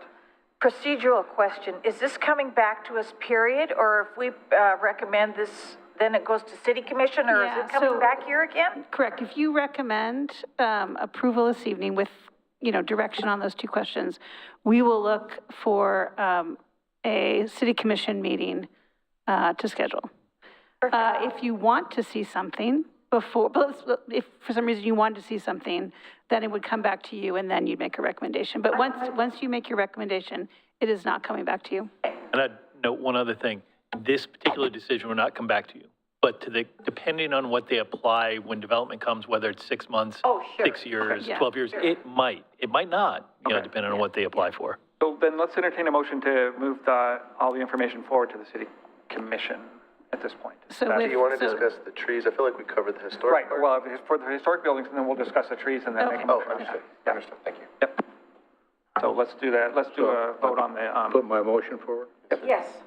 Put forth a motion to recommend to the city commission to approve the annexation and zone change. wait, hold on. We're just making a motion on, providing information about the historic building to the Yeah, city commission. so it's and just not- the historic Right, recommendation, kind of taking the two directions. yeah, because then we need to talk about the trees. So we're just talking about the historic building at this point. Two historic buildings, and whether or not we are going to ask the applicant to come back for us to review it or move it forward to the city commission. That's the motion. So, try it again. Make a motion to move information towards the, I'm the chair, I'm not supposed to be Yeah. making motions, so, yeah, I'd like to make a motion, yeah, to move it forward. okay. I'll second it. Okay, roll call. Commissioner LaSalle, Aye. Commissioner Dole, Aye. Commissioner West, Aye. Commissioner Laws, Aye. Vice Chair Espy. Aye. Okay, now we talk about the trees. Sorry. No, it's good, I get it. I didn't mean to make it confusing, but I just wanted to do one thing at a time. Definitely appreciate it. Okay. Okay, so the trees. Is there anything, Commissioner Laws? I would like to try to see, obviously, right now it's not necessarily fair in a sense that we don't have a residential tree program to really bring up at this point. Long-term outside of this decision, I would like to see in the future us look at a residential tree program. Of course, any of those trees on that property, I'd like to see preserved as much as possible, but we do need, as a city, before we make a lot of decisions, a residential tree program, which I'd like to see in the future. Okay, so then you would like to see an expanded policy on tree protection and then also support the Chapter 1741 tree protection requirements for this site. Is that correct? Correct. Okay. Anyone else? I feel the same way with the historic. Right now, we don't have requirements for them to do anything, and regarding the trees, right, Yep. tree removal. Right. And so I feel like once the family makes the decision on what they want to do with their property, then we allow the process to play forth. But I think, yeah, okay, so then the question before us is, do we require the tree protections afforded under 1741, or don't we? We do not, I would suggest we don't. okay? Let me read what the 1741. Somebody can. Sure. So Chapter 1741 is normally for multifamily and commercially zoned projects and properties and projects. So if you are proposing a development like a subdivision, partition, site plan design review, and you are taking a tree out, there's a table, and you look at the size of the caliper, and then there'll be a replacement tree, and there's like in construction area and out of construction area. And then you have clear and objective options. You can do a tree mitigation and replant the number of trees per the table on the property. You can do tree fee in lieu. So we have a tree fee in lieu fee, and it's just a math problem. And that goes into our tree fund and pays for things like Friends of Trees projects. We use it, replanting, things like that. And then there's some ways to plant off-site, but most people either do the mitigation on-site or the fee and lieu, or a combination of both. I think that's good. Thank you. Yeah. Okay, so let's go down the line and see where we're at on 1741. Yeah, let's do a motion. I'll make a motion to move it forward to City Commission. Okay, but without requiring Without. tree protection Correct. standards under At this time. 1741? Yes, sir. Okay. Is there a second for that? Out requiring. Without requiring tree protection Leaving it as is right now. standards under And 1741? once it's annexed, let them work on Yes, it. correct. Okay. Okay, you second that motion? Yes, I second it. Okay. Okay, can we have a roll? Yep. Commissioner LaSalle, Aye. Commissioner Dole, Aye. Commissioner West, Aye. Commissioner Laws, Aye. Vice Chair Espy. And I say no, because I think that we should move that forward. I think that they should be subject to the tree protection requirements, but I'm outvoted, but I will go on record with that statement. All right, so what, and I'll forward all that in my staff report to the city commission. I'll kind of capture this conversation and they can get that in their recommendation. It's sounding like we are potentially moving forward with a motion. So it sounds like we'll be going straight to a city commission meeting. Aquila, do you have a kind of a date idea of what the next available city commission meeting might be for this? I do, and I also have a clarifying question, because I want to make sure I understand what we're moving forward, but the city commission date is August 21st. Okay. That's what we've got plugged in, so we'll see if that works for the applicant. But right now, there's a placeholder on the city commission agenda for August 21st.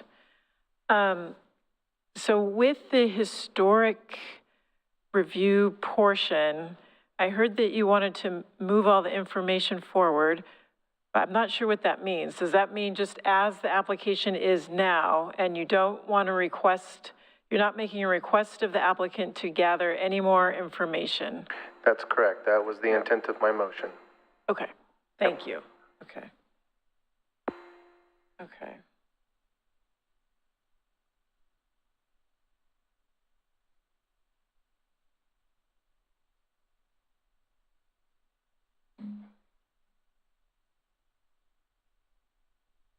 Commissioner Laws, you had a question? I agree with you, Commissioner Espy, on obviously want preservation of those trees. I think when the application goes in long-term for development, though, then it would be more to look at that. I definitely want to see outside of this, look at a residential tree program in long-term. So if we can push eventually towards that on an agenda item, that'd be fantastic, separate from this land use application. Okay, but I think it's good to probably expand the policy, and we can probably talk about that, at some point. But I think the question before us this evening as to whether or not these specific trees on this specific site are subject to tree removal 1741. Yeah. Sure, we can include kind of like a side note, and here was the recommendation, and also, a planning commissioner would like to see more work on this as kind of a side note on that item. I just know if I don't mention it now that it may not be addressed later on, and that's something I'd like to see in the future. Fair enough. Yeah. Okay. Commissioner West. Now maybe I lost what I was.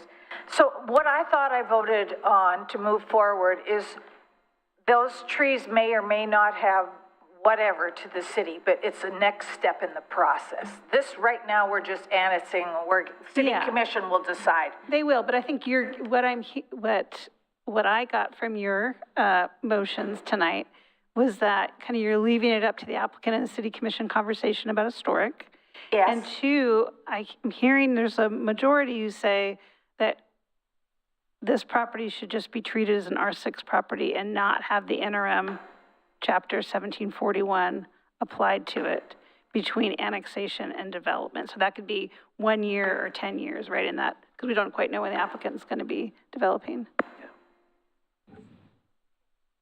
So that's, I'm kind of getting, that's the direction I receive, and then we'll forward that package to the city commission. That was the intent, okay. Correct, yes. Yeah, and I will note there with that, it was not unanimous, for the trees. We can add that extra piece. I mean, the city commission, my goal is to provide, that background when they, in the commission report to them. Okay. Let's move on to the actual deliberations on the annexation. Oh, there we go, okay. And the zone change. Now, would you guys want us to discuss the annexation first No, I think it can Or probably be shall as we a discuss package. it It's all fine. together? Yeah, I think we can handle that. Do we have any comments from the commission? Commissioner West? So this is a middle housing thing or an R6 zone. When I was reading the traffic report or the impacts of the traffic study, that they could in theory, have up to 34 units on that property. Right, so when you do a zone change, you look at the highest potential use Right. of any zone, right? You do the highest potential use, and then you do your traffic study for that. Right. So they worked. He just, the worst case. The reasonable worst case scenario. So they worked with our transportation scoping and be like, of this underlying zone, what would be the densest proposal? Not saying it is what's going to be built, but they always do the worst case scenario. So it's a two-part question. So then my question is on that, on those lots, is that where you can do the land division too? Well, Did the that, land division that just- zoning? Sure, the land division just allows the units to be sold to a buyer, to an owner-occupied unit. Middle housing can be, this site could be cluster housing, it could be a smaller subdivision with fourplexes, it could be a lot of single-family homes. The good thing and the bad thing about middle housing is there's a lot more options. So when you analyze a vacant lot, and this happens when we talk to people over the counter, there's just so many scenarios that a potential development could choose to do, and it really is the market, the buyers, the owner, the land, we don't know. So what a zone change does is you look at the reasonable worst case scenario and say, okay, well, here's our bar, and it hit the bar. It met all the requirements for the reasonable worst case scenario. And so the development is anything in the middle and up to the worst case scenario. Anybody else? Entertain a motion?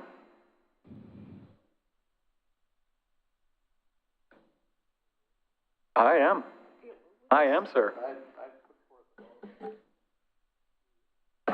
Put forth a motion to recommend approval to the city commission of the annexation and zone change with the submitted conditions at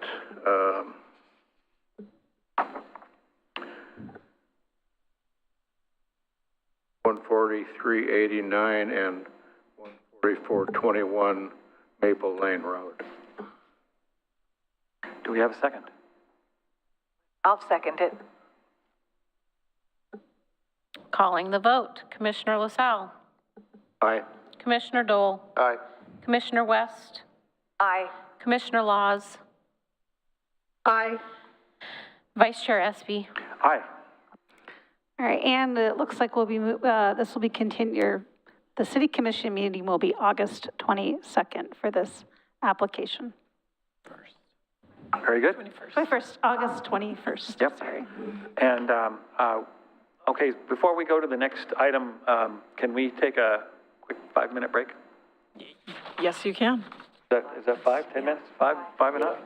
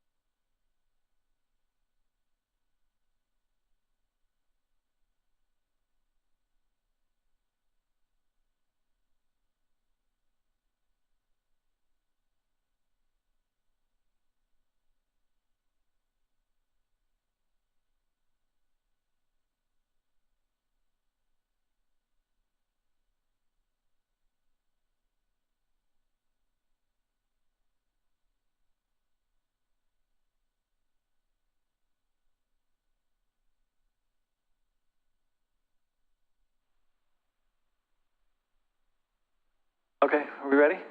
Let me know. Okay, well, you know. Recording in progress. Okay, very good. Item number 6, discussion items. 6A, Park Place Concept Plan Code Refinement. And we are, I think, this is probably wrapping it up, isn't it? Yes, good evening. So I'm filling in a little bit for Pete. And so tonight, we're going to go through kind of just revisit some of your feedback and revisions. And I've got a PowerPoint. It's a really long PowerPoint. And I don't intend to discuss every single slide, but I wanted to have available for you the code that we showed you the first time and then the revised pieces. So I'm going to go kind of quickly, but if you need me to flip back and forth or you have questions or discussion, then go ahead and stop me. But so tonight, the basics of what we're doing is just going over these code sections here on the screen. So it's chapter 16.12.026, which is street design and alleys, definitions, low-density residential districts, medium-density residential, the residential design standards for Park Place concept plan, and master plans and planned unit development. So you all have covered a lot of code over the last few months, and then I'll stop at the end and kind of talk about next steps. So I'm just going to share the updated drafts of the code that reflected your recommendations. Okay, so we'll start with the street design and alleys. This is what you saw the first time around, and the revision was to create new clear and objective standards to offer a modification for the alley requirements within the NROD and geologic hazard areas. So what we then changed it to, this is the revised language kind of based on some feedback.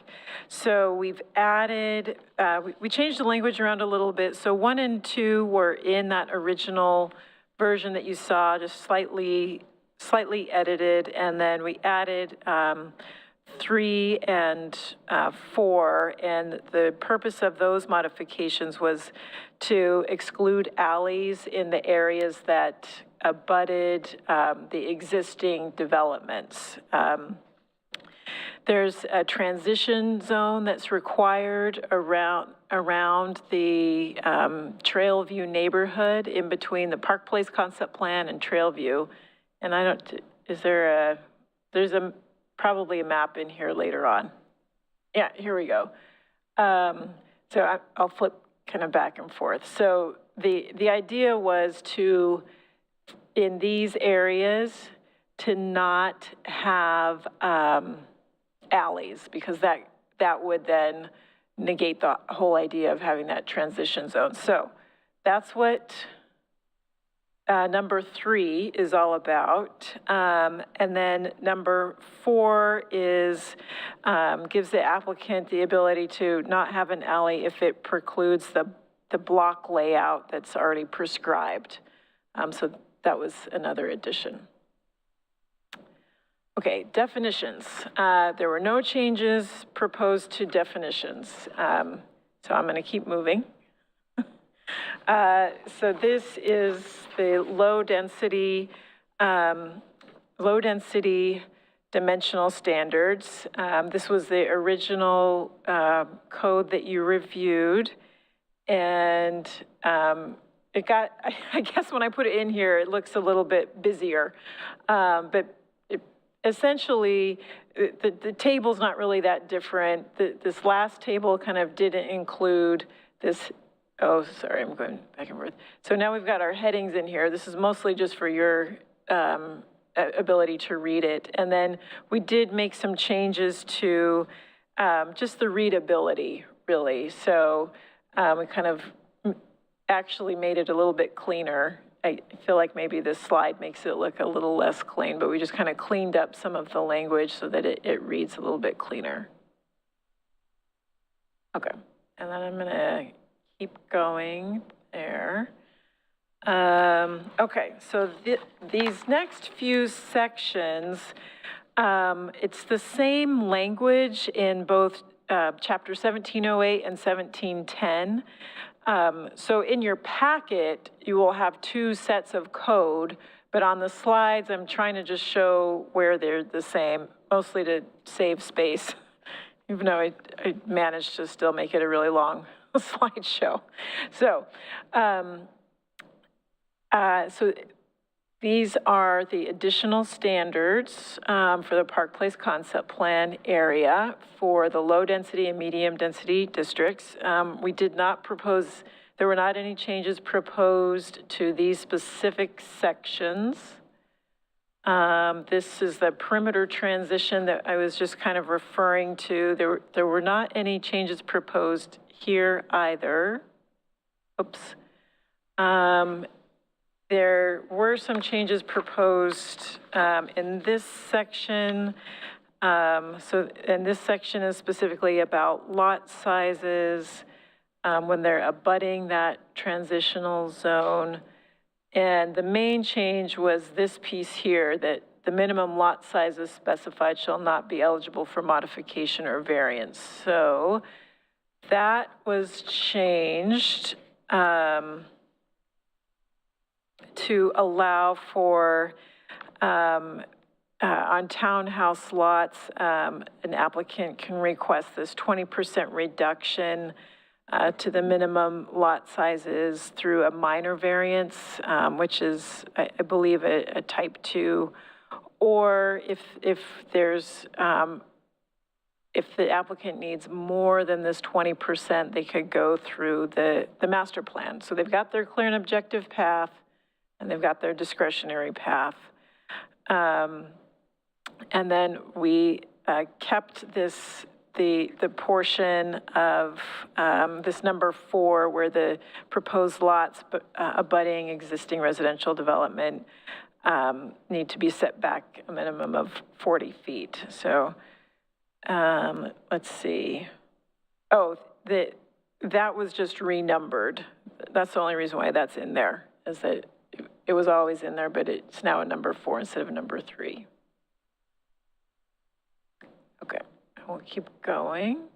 Okay, so this next piece is still talking about the transition zone and what is allowed within that transition zone. And so what we were looking for is preserving trees, native plants, or looking for some kind of landscaping and screening. And so we made some changes here. And this slide is really just kind of a little bit wordier than the last one, but when we added number 3, okay, now I'm going way back. So when we added this piece here, it just had this cascading effect of changing all of the numbering.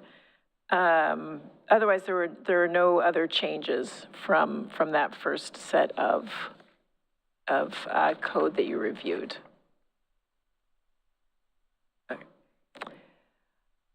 Okay, and now we're into specifically into the medium density zone. And on this particular one, there were no changes that we made. The reason why this change was in here is that this piece that struck was really pretty discretionary. And so we were just changing, we made this change to make multifamily residential an allowed use subject to site plan and design review. And that makes it clear and objective. The dimensional standards. I have a question about that area yes. there.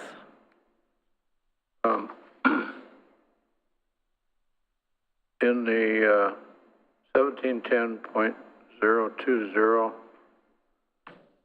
there's throughout that next few pages, there are references to R3.5, Correct. but there are no R3.5 in the Park Place concept plan. So there is not currently any R3.5, that's correct. But the comprehensive plan designation for the area is medium density. And so medium density can be either R5 or R3.5. But currently what's been annexed and zoned is only R5. And hopefully that makes sense, but so the remainder of the Park Place concept plan area still has this comprehensive plan designation of medium density. And Oh, so, I got, okay, Yeah. so I was thinking only of the northern village. right, Yeah, okay, gotcha. right, yeah, so this would apply to this, the rest of the North Village and the South Village as well, yeah. Okay. Okay. Yeah, I'm glad you brought that up. It's good to keep in mind that we're, the whole area that we're talking about, so. Okay, we made some changes to the dimensional standards, and really it was just cleaning it up to make it look a little bit cleaner. So that's what this table reflects, is just the way that it was worded. So it was kind of like putting the except, I think we took the except out of these two columns and just put except here, and then, you know, the porch and the ADU come after that. So that was really just a cleanup.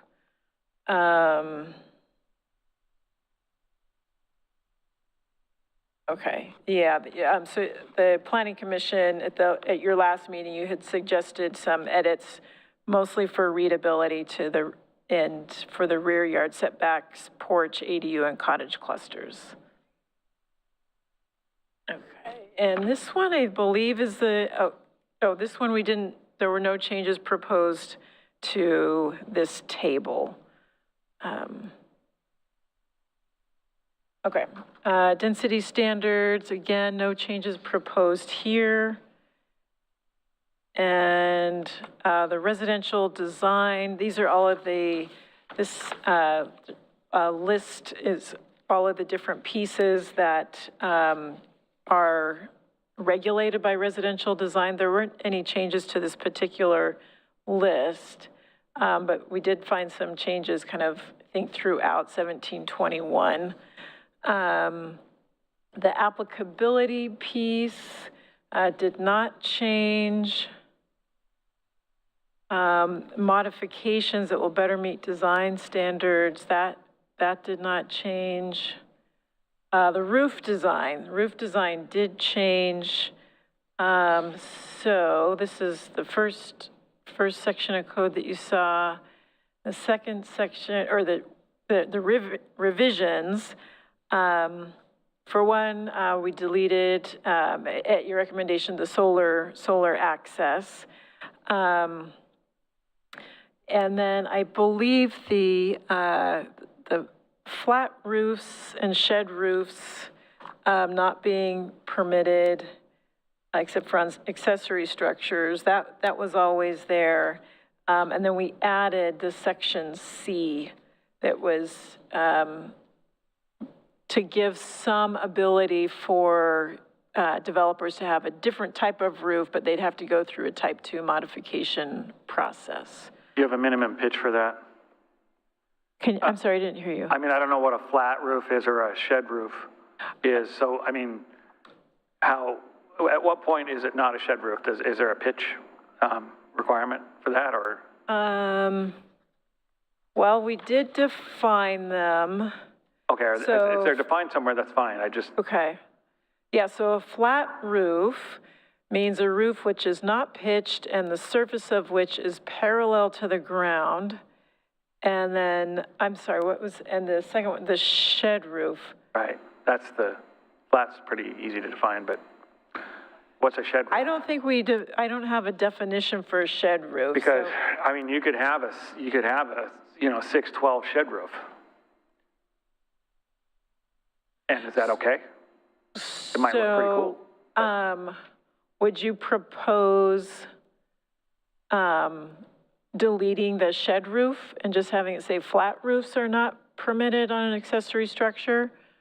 I would, yeah. I mean, that just allows for some diversity in architectural form. Okay. Yeah, and flexibility. Is there any other comments on that, or is everyone on board for me to? I mean, when I read shed roof, I interpret that as one half of a gable roof. Yeah. So I think we talk flat roofs versus pitched roofs. There's a minimum slope. Right? I started thinking like a 212 is where you kind of cross that line. Sure. Right? Yeah, I mean, I'm sure by architectural standards, that's true. Mm-hmm. So like a flat roof and a shed roof, I think the way this is written kind of meets the intent. We want gables and we want that craftsman style appearance. I'd almost say, Paul, wouldn't you leave it in? Oh, I'm fine with leaving it in, I guess, but I just don't know at what point it's considered a shed roof. So I would want to see something that is less than a certain pitch. I mean, I would argue like a 6. Okay. Where that a single slope is a shed roof, is technically a definition of a shed. So all shed roofs then. So imagine a box, a house with a shed roof. Right. So, okay. We want this. So you wouldn't want to have any shed roofs ever? That's what this reads. Okay. Only on accessory structures or carports. All right. Unless going through the type 2 process. Okay. So is there a desire to have shed roof defined? Because I don't see a definition right now that we've proposed for a shed roof.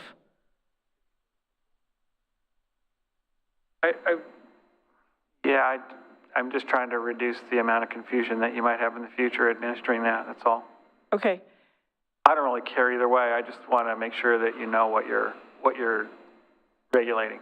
Well, so at this point, we have definitions for these kinds of roofs: flat, gable, gambrel, hipped, mansard, and then we talk about roof, primary roof, secondary roof. So I don't see why we couldn't add another definition for shed roof to go along with all of those. Okay, all right, that sounds good.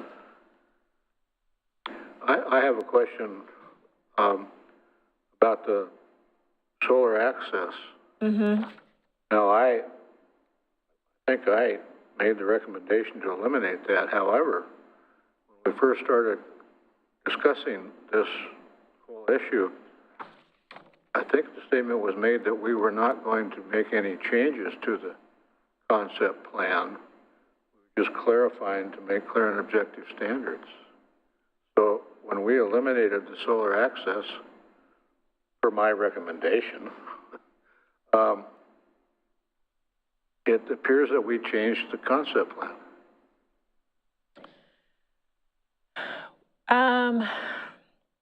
Well, I guess I don't know exactly how to answer that, other than to say that yes, one of the key elements in the concept plan was solar access.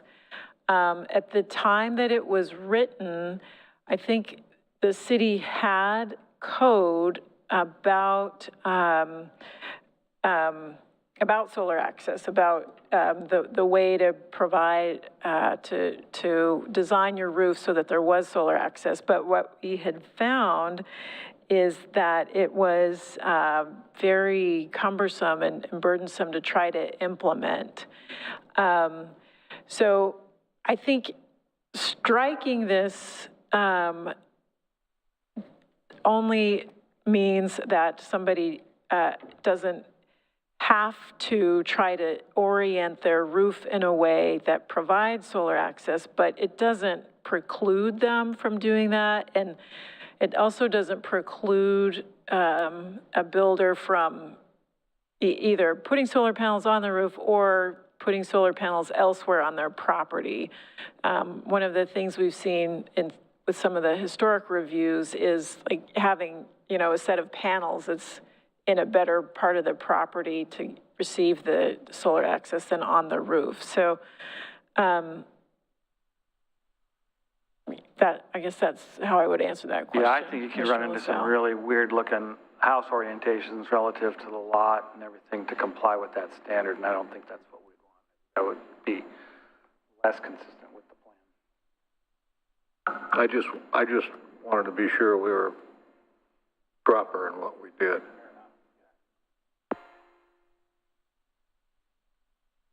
Okay, should I keep going? Okay. Yes, still in 1721, I'm moving from roof design to massing. So we did make some changes to the massing section. And this was the original code that you saw. This is what we changed based on your direction. And so we added this section B, porches, additions, and attached garages with separate roof lines may also be used to satisfy massing requirements. Okay. Okay. I have a question. So we're still in 1721 residential design, porches and entries. We did make some changes to this section as well. And I think the main changes are in, I know it's so super small, I'm sorry about that. But the main change is to section A, where we deleted a minimum of 24 inches above average grade with skirting. And then we also deleted porch railings are required. And the idea of that was to kind of leave it up to the building code to dictate what railings need to be there depending on how tall it is. That was really the main change here. Let's see. Yeah, so we left the requirements for the minimum size of the porch and the requirement that it be covered. Okay. All right. I'll keep moving then. We didn't make any changes to the architectural details in the residential design. That stayed the same. The siding materials that we did make changes to, this was the code that you saw. And so what we did here was added, well, overall, the idea was to remove the discretionary language, and then the Planning Commission supported allowing more flexibility to use other forms of siding and paneling because of building costs and the need for greater flexibility. So we just kind of put in these three types: horizontal plank, vertical plank, and shingle shake. And then then remove the discretionary language. So these are the types of siding material. This is what's new: the horizontal plank, and then the vertical plank and shingle or shake siding. Commissioner West. Is there any siding that you can't use? Are there? So if you wanted to do I'm just saying, an aluminum sided or vinyl, can you do all that? Well, I have to say I don't know that much about building materials. So I'm guessing that you can't. I think if you want to do aluminum or vinyl, you cannot, because what we're saying is that you can use vertical panel, board and batten siding, wood or composite. Okay, these are approved, so this is what you get to do then. Yeah, that's what you get to do. Yeah. Yeah, and looking at this from a certain perspective, I would eliminate anything like out of metal, like metal panel, standing seam stuff. This seems appropriate with the intent. No cardboard, no paper, weird textiles, fabric roofs. Yeah, We'll get there one day. it's here, Paul. But I think this eliminates all those options the way I would read it if I was an applicant. Okay. Were there requirements on window trim? So windows are next. Okay. And right here. We didn't make any changes to the windows. So I think really we were just talking about how much transparency needs to be there. It looks like we talked about if shutters are used. Gotta look like they close. Yeah. And some of this I think is probably already in there, already in the code. So if you want to put trim, you don't want to put trim, you only want to trim the front of your house with your windows, is that okay? According to the way we've drafted the code, yes. You could have windows without trim. If that's possible, It's possible, yeah. Okay. Most of the new homes built, at least the ones I've seen in the area, they only trim out the street facing. They don't trim the sides and the back. Right. It's a cost saving measure, and with the typical window that goes in place, it's a vinyl window with a nailing flange, so there's no constructability or waterproofing issue. It's an aesthetic and a cost. And it costs, so we're not going to have to trim out the front windows then?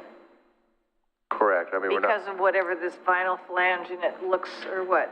I just think technically it's an aesthetic, right? So if the neighborhood wants that craftsman style, traditional, then you would trim things out in that fashion. Okay. That's because I have an old house, so that's where I'm coming from. I'm sure everything's trimmed out, but new houses aren't. Well, and I'd tell you if like on a new home, the windows that aren't trimmed, if you remove that window, 9 times out of 10 you're putting trim on because you've cut the siding off.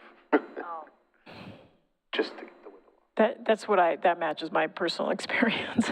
Yeah. Yeah. Otherwise it just doesn't look right. Is there any change you want to make on this one, or? But is it adding too much cost? Is it redundant? Is it demanding a certain aesthetic style, maybe more contemporary home, wouldn't? This would allow, in my opinion, for a little more contemporary flavor. You're still going to get that craftsman residential style. It's just the treatment around the windows and edges. Okay. Okay. I'm going to notice more now. Yeah. Harder detail.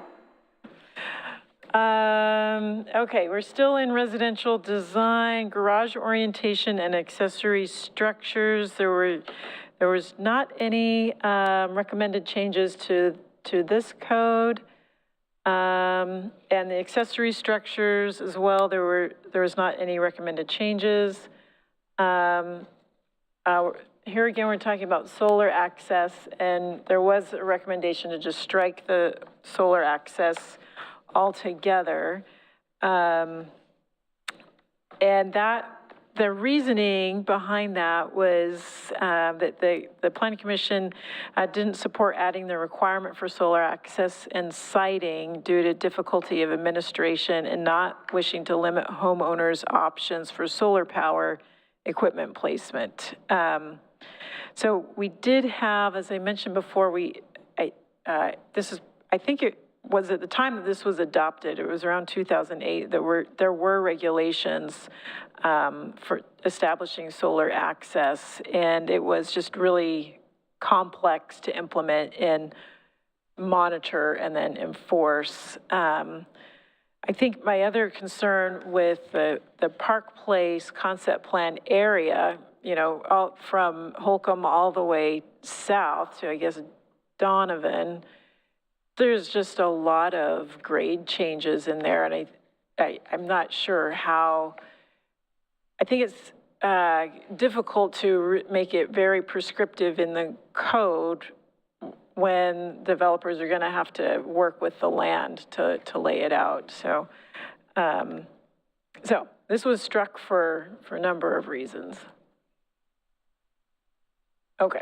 Okay. The housing diversity standards. So this was the code that you saw at one point, and then we did make a change basically to the applicability piece and added at what point in time this would come into play. And so we'd be looking for how a developer is going to meet these standards at time of some land division, subdivision or partition. That's at the point in time where they would identify how they were going to meet the diversity standards. Okay, all right, and so this is the table for how a developer would assess that, what those standards look like, and there weren't any changes made to this table. Okay, and then so for our last section, for 1765, this is the master plan section. There is actually quite a bit of code, but I didn't include it all here because one, in the purpose and intent section, there weren't any changes from the last time, and it was really changed to make it more, to clarify why one would use the master plan.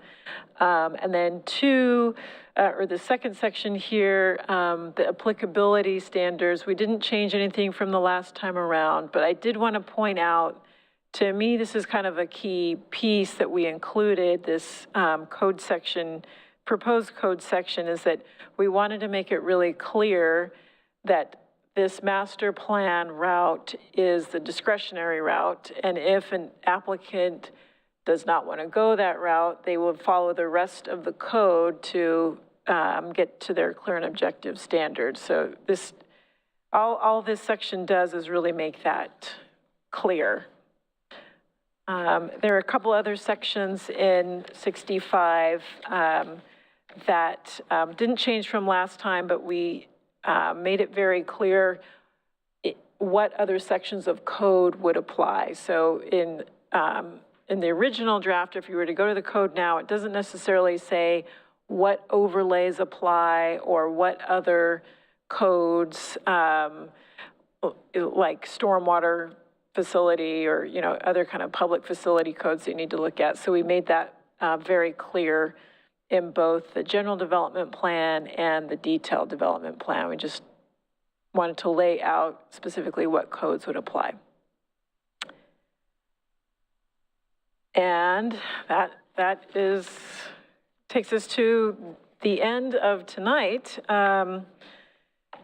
So the next steps, the pieces that we didn't include are the ones that you spent the most time talking about, besides the design standards. I think you gave us a lot of good feedback on the design standards, and then the other two pieces are the neighborhood commercial and the parks piece that we needed to get the trails dedication piece dialed in. So we've been talking with our counterparts in Parks and Recreation and Engineering to really get that language dialed in. So we're going to bring that back to you August 12th. And that should be kind of the conclusion of all of these work sessions. The action items that will happen, I will present what we're doing, but not every single piece of code to the Citizen Involvement Committee. And then we'll also go to the Park Place Neighborhood Association and bring both of those groups updates. And we'll have a check-in with the City Commission. All of those things will happen in August. My intent, if we're still moving along smoothly, is that we'll have our first legislative hearing in September. So you'll get to see this all over again, but it won't be new. You'll know exactly what it means. You can implement it yourself. I'm just kidding. Yeah, that's our update. Any questions or discussion? Yeah, I'd like to thank you and all the staff that have broke this whole thing out into small pieces so we could easily digest it versus when we first started talking about it, it was quite overwhelming. So thank you for breaking it all up. Commissioner LaSalle? When we finish our next session on that last part, get a cleaned up copy, new concept plan. So the concept plan's not changing. But I mean the wording that we. The code, you mean the code? The code. That you've been reviewing? Yeah. Yes. I don't know that, let me think about that a little bit, Commissioner LaSalle. I think, so at your next meeting, we'll go through the 2 remaining sections. By the time you have your legislative hearing, we could provide both a clean copy and a redlined copy. The redlined copy, I think, is helpful to see what has changed from what's in the code today to what's being proposed. I agree. That would be excellent. Okay. Okay. So yeah, you'll see that at the legislative hearing. Yeah. Okay. Whatever the timing is correct. That's okay. Fine with me. Yes. I guess the short answer to your question is you will see a cleaned up version at some point. Okay. Any other communications? Okay, last time I was a little bit remiss and I didn't give you a heads up that you had a quasi judicial hearing coming up. So at this point, so as I mentioned, our next meeting will be August 12th, and we'll so far all that's on there is to go back through those remaining sections of code for Park Place concept plan. And right now at this point, I don't have anything on our August 26th agenda. So that one may get canceled. I think, let's see. I suppose there's enough time right now. If we got something, we would still be able to notice it, but I don't think we have anything in the queue that will be going at that point in time. So yes, that is the extent of my communications. Thank you very much. Thanks for all your hard work. Yep. Oh, right. We are adjourned.